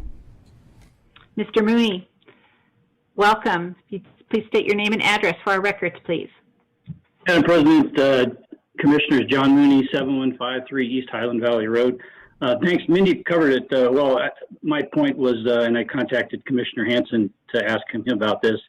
My point was that last month at the Stag's Crossing hearing on 14 October, that was an item that had to be pulled off the consent agenda to discuss the bicycle facilities on Beacon Light. And out of that, as you all recall, resulted the letter directing staff to coordinate with City of Eagle and suggest to them recommended facilities on Beacon Light. And generally, as you all know, as Mr. Brown just stated, the applicants are very happy to comply with the vision of ACHD and the vision of the roadway to bikeway plan. It doesn't appear, it's not policy, so the planning development staff can't necessarily condition anything. Obviously, that's up to the land use agency. So I was just trying to highlight the fact that here's another adjacent development that was on the consent agenda, but it's a critical bicycle infrastructure issue that we kind of had to battle a bit to talk about. It sounds like it's on a good track based on the letter to Eagle from the Stag's Crossing development, but in the staff report, as you read it, that's a sidewalk facility as described. And as a bicycle advocate, I'm not a fan of asking bicyclists to use quote unquote a sidewalk, especially on a busy road like Beacon Light. The other point I'd like to make about this project versus Stag's Crossing is the staff did a great job of suggesting some traffic calming passive design elements within Stag's Crossing. World Cup Way, as it extends down into Brookway North, as it develops, that'll be a pretty significant straight shot, and that might also be an area that should see some passive design to eliminate excessive vehicle speed in that area. I know you got a busy agenda, so those are my 2 points. Thank you. We're glad you were here. No battle. We're always happy to hear from you, John. Thank you very much. All right. Next, Ms. Spencer, Ms. Nutty. Mary did not sign up. I don't have any. Oh, okay. Oh, yeah. All right. Did Lisa Brady want to? She said she would like to testify, but I don't know if it's for this item or for public comment. It is for this item. Oh, there she is. Yes. Welcome, Lisa. Thank you. State your name and your address, please. Lisa Brady, 1506 North 12th Street, Boise. And if I cut out, that's been my life today so far. So I just wanted to back up John on what he has mentioned. We talk about this quite a bit, so I appreciate all the comments that he has made. I did a little bit of research on this myself from my Safe Routes to School hat, and my concerns will be needing premier bikeways and sidewalk facilities that allow students to walk. I perceive that there will probably be another elementary school built in this area, given the amount of development that's happening around here and the distance between Star Elementary and Eagle Elementary and Galileo and North Star Charter. And so I appreciate any look at this that will really consider what our youth travel effects will be from this kind of development. And that's all that I had to say. Thank you. We appreciate your comments and always look forward to hearing from you. Thank you very much, Lisa. Any other individuals signed up to comment? That is it. That is it. All right. Thank you. All right, commissioners. We have this item before us. Commissioner Hanson. Yes, I would move to approve, let's get the right title, move to approve the Brookway North Subdivision, Annexation, Rezone, and Preliminary Plat with the added language that the staff report described, or that ACHD described, the beacon light pathway, not as a sidewalk, but as a critical multi-use route for walking and biking, and that we also include a recommendation for traffic calming using passive design on World Cup Way. Not warranted. And I'm supposed to have a rebuttal and I didn't get it. Commissioners, we have a motion. Is there a second? Madam President, I think Mr. Brown is correct. He should have the opportunity to provide a rebuttal to the testimony given by others. All right, I didn't hear him. Thank you, Commissioner Baker. Again, for the record, Kent Brown, 3161 East Springwood. The traffic calming that was talked about really isn't warranted. You go a block to the south where we connect to Brookway, and the traffic doesn't make that a complete spine. Then also to the west where we stub to Stag's Crossing, you only go a short distance, and then there's another entrance to Beacon Light Road. So you're going to have traffic going both directions. So that really reduces that 400 vehicle trips that was discussed by Mindy in the staff report to a lot less that would be coming that direction. It's not like it's funneling a bunch of people from the south that direction. There's multiple ways for this tiny piece of property to have 3 stubs. There's a lot of ability for people to go other directions than going north. Thank you, Mr. Brown. Since we moved this item from our consent agenda to our regular agenda, I did not have you listed down here, so it was certainly not an intentional oversight there. So, commissioners, any questions for Mr. Brown before we proceed? Commissioner All May. right, thank you. Commissioner Arnold, hold on just one moment. Commissioner Arnold, you had a comment? I have a question for our legal counsel. When we're ready for a motion, okay, well, I believe it's, should I wait? Commissioner Hanson did make a motion, right. He does have a motion on the table. Well, I never got a second. But yeah, well, we went right to Mr. Brown, so that was my next question. Is there a second? All right, hearing none, motion dies for lack of a second. All right, now, Commissioner Arnold, please. Thank you, President May. My question for legal counsel is, ACHD doesn't have any authority to approve or deny an annexation or a rezone. So shouldn't our motion be to approve the preliminary plat and provide comment on the other items?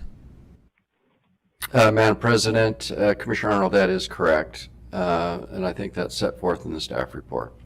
Okay. In that case, I'm prepared to make a motion that we approve. Okay, just Commissioner Arnold, hold that thought so we don't get off track. Commissioner Hanson? Yes, Madam President. Thank That's you. basically what my motion was, to approve and provide comments specifically on the need for bike infrastructure and traffic calming. And as we know, traffic calming is always warranted, can always be warranted on any stretch of 750 feet or more. Thank you. Commissioner Arnold? Well, did his motion get a second? If it does, I'll make a second. No, it did not. It died for lack of a second. So we're now to you. Okay, in that case, I move that we approve the preliminary plat for the Brookway North subdivision in accordance with the staff report. And I'd like for it to be specifically noted that ACHD is not approving or denying any annexation or rezone, that we are only providing comment on those items. Very good. We have a motion. Is there a second? Second. All right, we have a motion and a second. Any further discussion? Madam President, Commissioner Hanson? absent any comment on the bike master plan need for infrastructure and on traffic calming, I'll be voting no. All right. No further comments. We have a motion before us. I will call for the decision. All in favor signify by saying aye. Aye. Aye. Opposed? No. Madam All right. President? Motion carries. Commissioner Baker? Yeah, as long as we're on this issue, I would like to raise something. You know, long ago, for some reason, we, as a commission, decided that everything that touched Beacon Light or was peripheral to Beacon Light or I guess could be thought of as Beacon Light needed to come before us. And I really have a problem with that, and I guess I always did, but I was overruled. But, you know, in the context of the growth in this valley and the fact that this is going to develop probably in much the same way as so many other places in the valley are going to be developing, I don't understand why there still is the requirement that if it's Beacon Light, it gets special attention. That is not applied to any other area in this county, and it seems to me to be an unequal application. And so I'm going to make a motion and see if it goes anywhere. I would move that the stricture regarding Beacon Light Road, that staff brings things regarding Beacon Light Road in a special way to the commission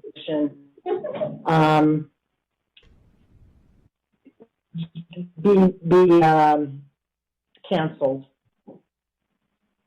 I think Mr. Price might have a comment on that. Okay. Because Mr. it's not on Price, the please agenda. go ahead. Madam President, I just like to have one road in Ada County have special privileges. Mr. Price, if you'd like to speak to that. without anything to do with the merits of the motion, the problem is that it doesn't satisfy the notice requirements for the commission to take an action. But it most certainly can be brought back. for the commission to entertain Commissioner Baker's motion. And we're happy to bring that very back. good. Thank you. Good idea. All right, Commissioner Baker, you've heard Mr. Price, so we can address this at a later date if you would like to do so. All right, that takes us back to our regular agenda items. Our next public hearing. Public hearing to receive public testimony for resolution declaring real property to be surplus and directing sale of surplus property.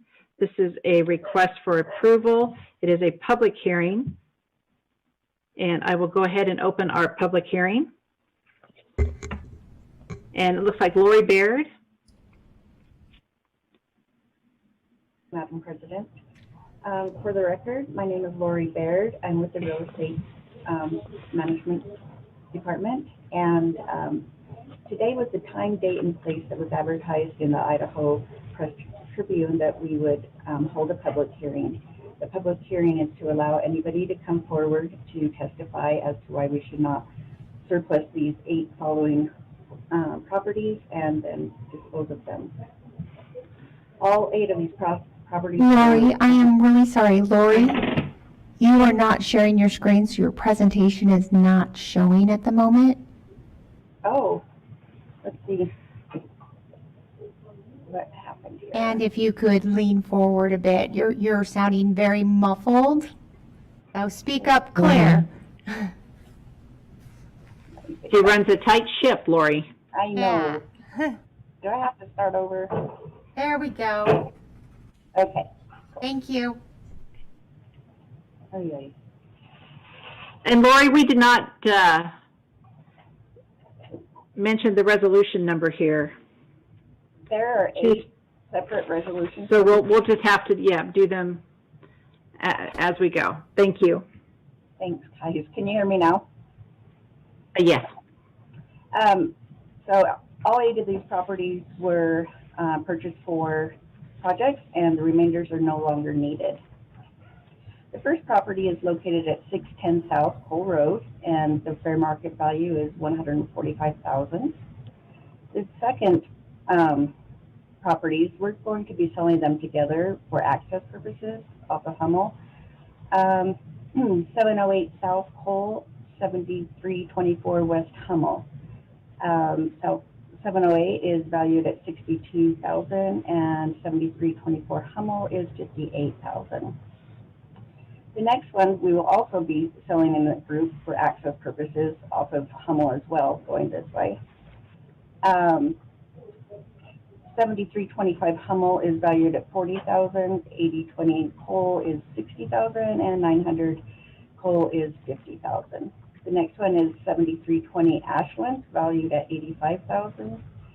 And the last one is located at 5513 Crestwell, valued at $325,000. So with all 8 of these, total is $825,000 we'll be putting back on the tax rolls. Before we are authorized to declare these properties be surplus properties and to move forward with the sale, we're required to hold a public hearing. If nobody comes forward today to testify as to why we should not dispose of these properties, the commission can adopt the resolutions and move forward with establishing the procedures for the sale. Before we can do so, we are required to offer the properties to the adjoining property owners. If they decline to purchase these properties, then we would move forward to a public sale. Staff recommends that the public sale be held via a solicited bid, sealed bid auction, and the minimum bid amount will not be less than the appraised values. The highest bidder will be required to pay 10% down the day of the auction and close within 90 days. Staff recommends that the commission adopt the 8 following resolutions individually and declare them surplus property and to establish the procedures for the sale.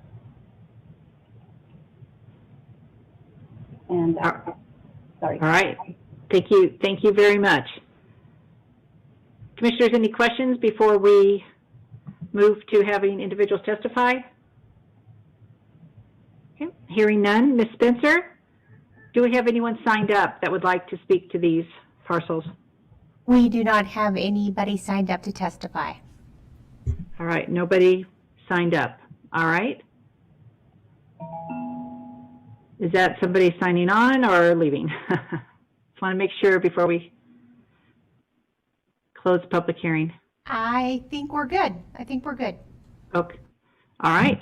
With no one here to testify on this matter, I will go ahead and close the public hearing. Looks like we're going to need 8 individual motions. Commissioners, you have this before you. Madam President, Commissioner Hanson.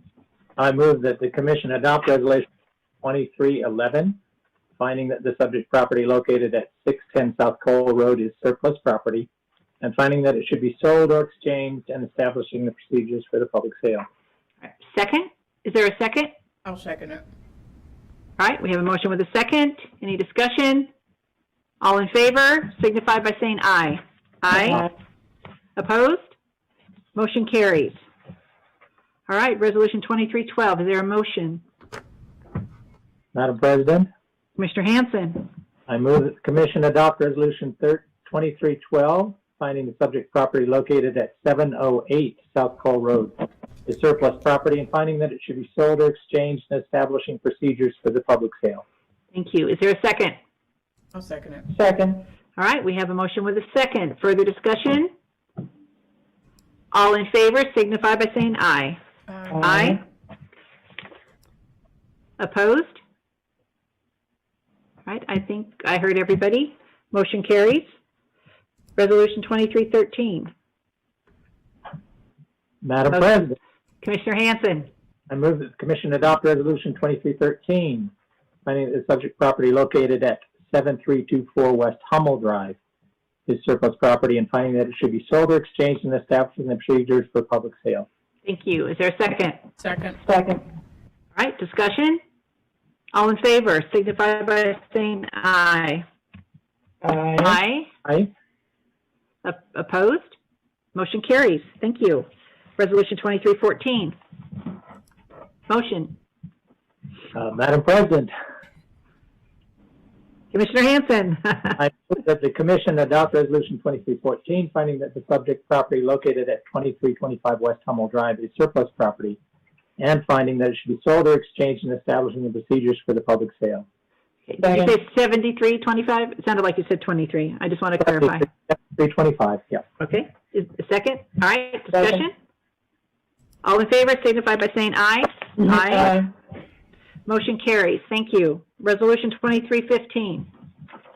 Madam President, Commissioner Hanson.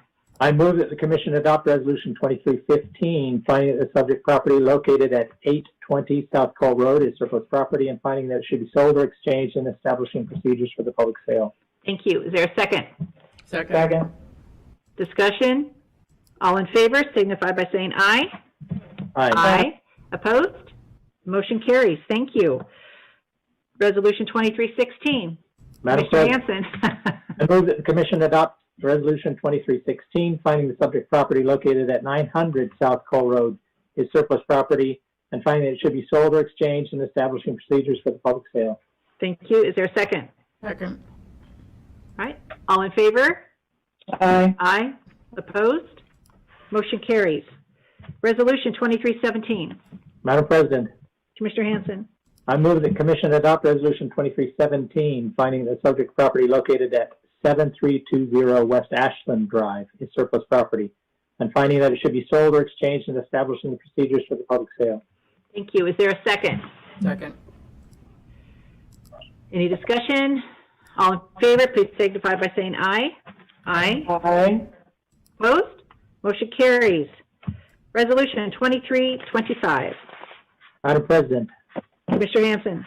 I move that the Commission adopt Resolution 2325, finding the subject property located at 5513 North Cresswell Avenue is surplus property, and finding it should be sold or exchanged, and establishing procedures for the public sale. Thank you. Is there a second? Second. Second. All right. Any discussion? All in favor, signify by saying aye. Aye. Aye. All right, motion carries. Commissioner Hanson, we're glad you came today. Thank you. And thanks to Mr. Price for writing all those motions for us. Yes, that was very, very helpful. All right, so that was our last item on our regular agenda. Next, public communications. Ms. Spencer, anyone signed up for public communications? Yes, Marissa Keith. All right, Ms. Keith, welcome. It's been a while since we've seen you. Welcome. It is. Thank you. So I'm here today. Just state your name and address. It's been a while for me too. It's been a while. Marissa Keith, 3279 South Cloverdale Road, Boise, 83709. Very good. So I am here representing the Southwest Ada County Alliance Neighborhood Association to speak about the Maple Grove widening. And I spoke briefly with Commissioner Goldthorpe about this, and he suggested that I bring it up to the full commission. So back in 2017, when the Maple Grove open houses were held, the traffic count at that time was reported to be about 14,200, and then it was projected to go to 24,200 in, I think, 2040. And so the current plan is that there's not going to be any buffer or barrier between the bike lane and the travel lane. And the roadways to bikeways facility matrix places the roads above 15,000 and that are above 35 to 40 miles per hour at the high end of the matrix, right between levels 2 and 3. With the projected increase to traffic, it seems more appropriate to build bike lanes to the projected trip level of the road. And at the last count, which was in May of 2019, we already were above 15,000. It was something like 16,000 trips per day. So this road, it goes right by an elementary school. There's Molinar Park on the opposite side of that from the school. And it's also a half mile to the south. It will go to Mergudio Park. And so the bikeways facility matrix has a note in there that says special consideration should be given to adjacent schools, parks, and other land use types that may affect how a facility will be used. And this may result in selecting a higher level of protection if it falls within the gray area, which this kind of does. And so I was hoping that the commission would possibly schedule a work session or a hearing at a future date to discuss if there could be any change orders for a barrier or some sort of buffer that can be added to this bike lane to make it safe now and also going into 2040. All right, thank you. I would have no objection to getting a work session, information session, so we can ascertain where we are on that. Director Wong, did you have a comment, or can we move forward on getting something like that scheduled? I'd like to thank Ms. Keith on this. I just had a quick discussion with the current Deputy Director of Plans and Projects. The issue has been recognized. We will be working this, and we will have that work session in the near future. So again, we thank her for highlighting this. We do see it. Absolutely. Thank you, Marissa. Always good to see you. And we'll be back in touch. All right. Thank you. Have a nice Thanksgiving. You too. All right. Any other individuals signed up for public communications, Ms. Spencer? Yes. Lisa Brady, did you want to? Yes, really quick. Lisa Brady, 1506 North 12th Street, Boise. Just wanted to, thank you. I just wanted to respond to Marissa's comment, and I want to encourage the commission and Director Wong to work with us on the Bicycle Advisory Committee too. Maple Grove has come up before, and we have expressed concerns about especially around the elementary school, but the fact that there is a protected bike lane facility out there right now, a shared facility. So I appreciate the comment from Director Wong and an attention to it from the commission. So thank you very much. And we look forward to hearing it. Very good. Thank you, Lisa. Mm-hmm. All right, any other individuals, Ms. Spencer? That is it. All right. We will stand adjourned.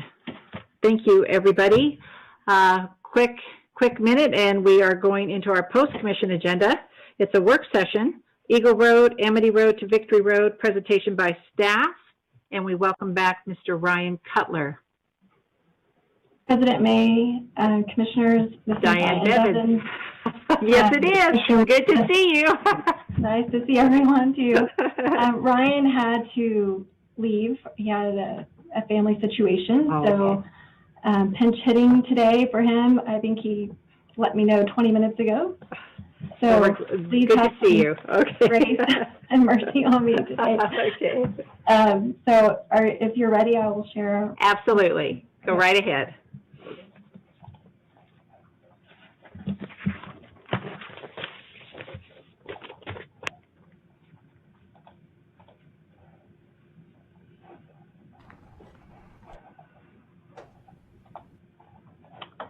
And of course, since I didn't get to practice,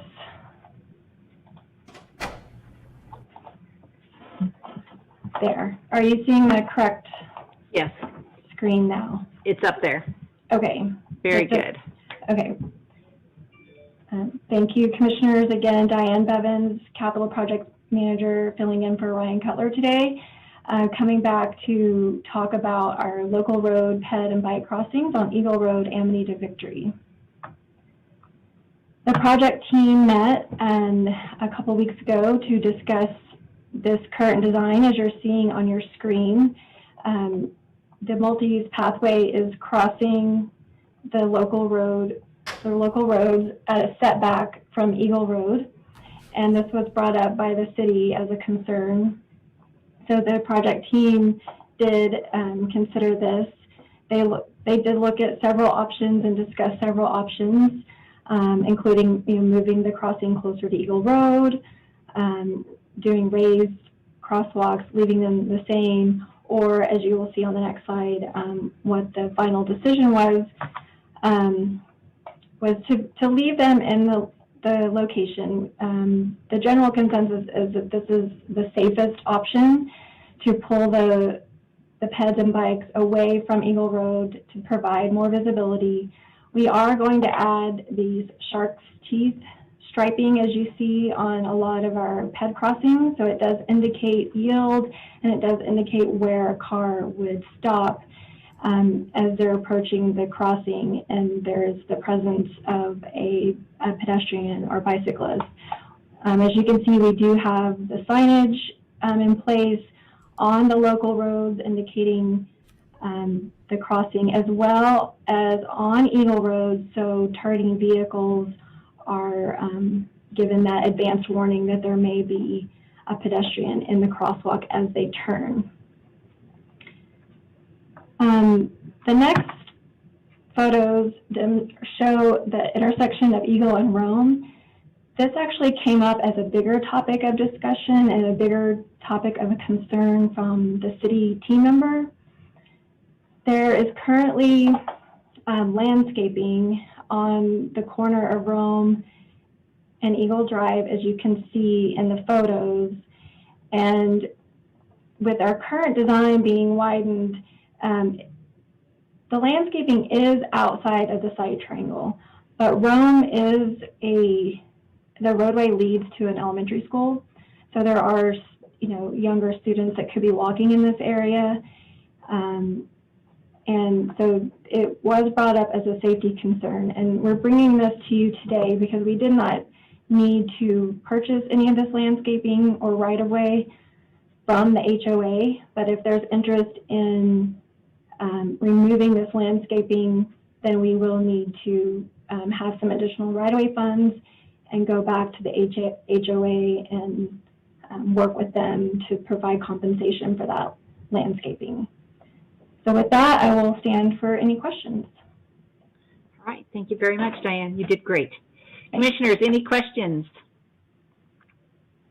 or comments for Diane? Madam President? Commissioner Hanson. Yeah, I still have some pretty serious concerns that it's not sufficiently safe.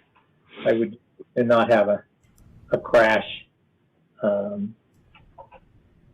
at these areas. In the first instance, the turning onto that side street is there's no question people will be turning at a speed at which they won't be able to stop.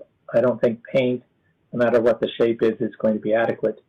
A raised crosswalk would be slightly better, but I do have concerns about that. And I do have concerns about the side triangle by the school. That shrubbery is going to get bigger, and it won't be ACHD's responsibility to trim it back. So I still have concerns. I think the movement of traffic still seems to be more, and I realize it's expensive to add things when we haven't considered them at the original design phase. So I just want to express those concerns. Thank you. Commissioners, any other comments or questions for Diane? I have a couple of quick questions. So we're Commissioner not Arnold? making any decision today or not No, this expected is- to provide, okay. Yeah, they were coming back with an update I for know us. Commissioner Goldthorpe went on a hunting trip, but did we send this to him so that we could get his comments and input on it as well? We did. It was in our packet, yeah.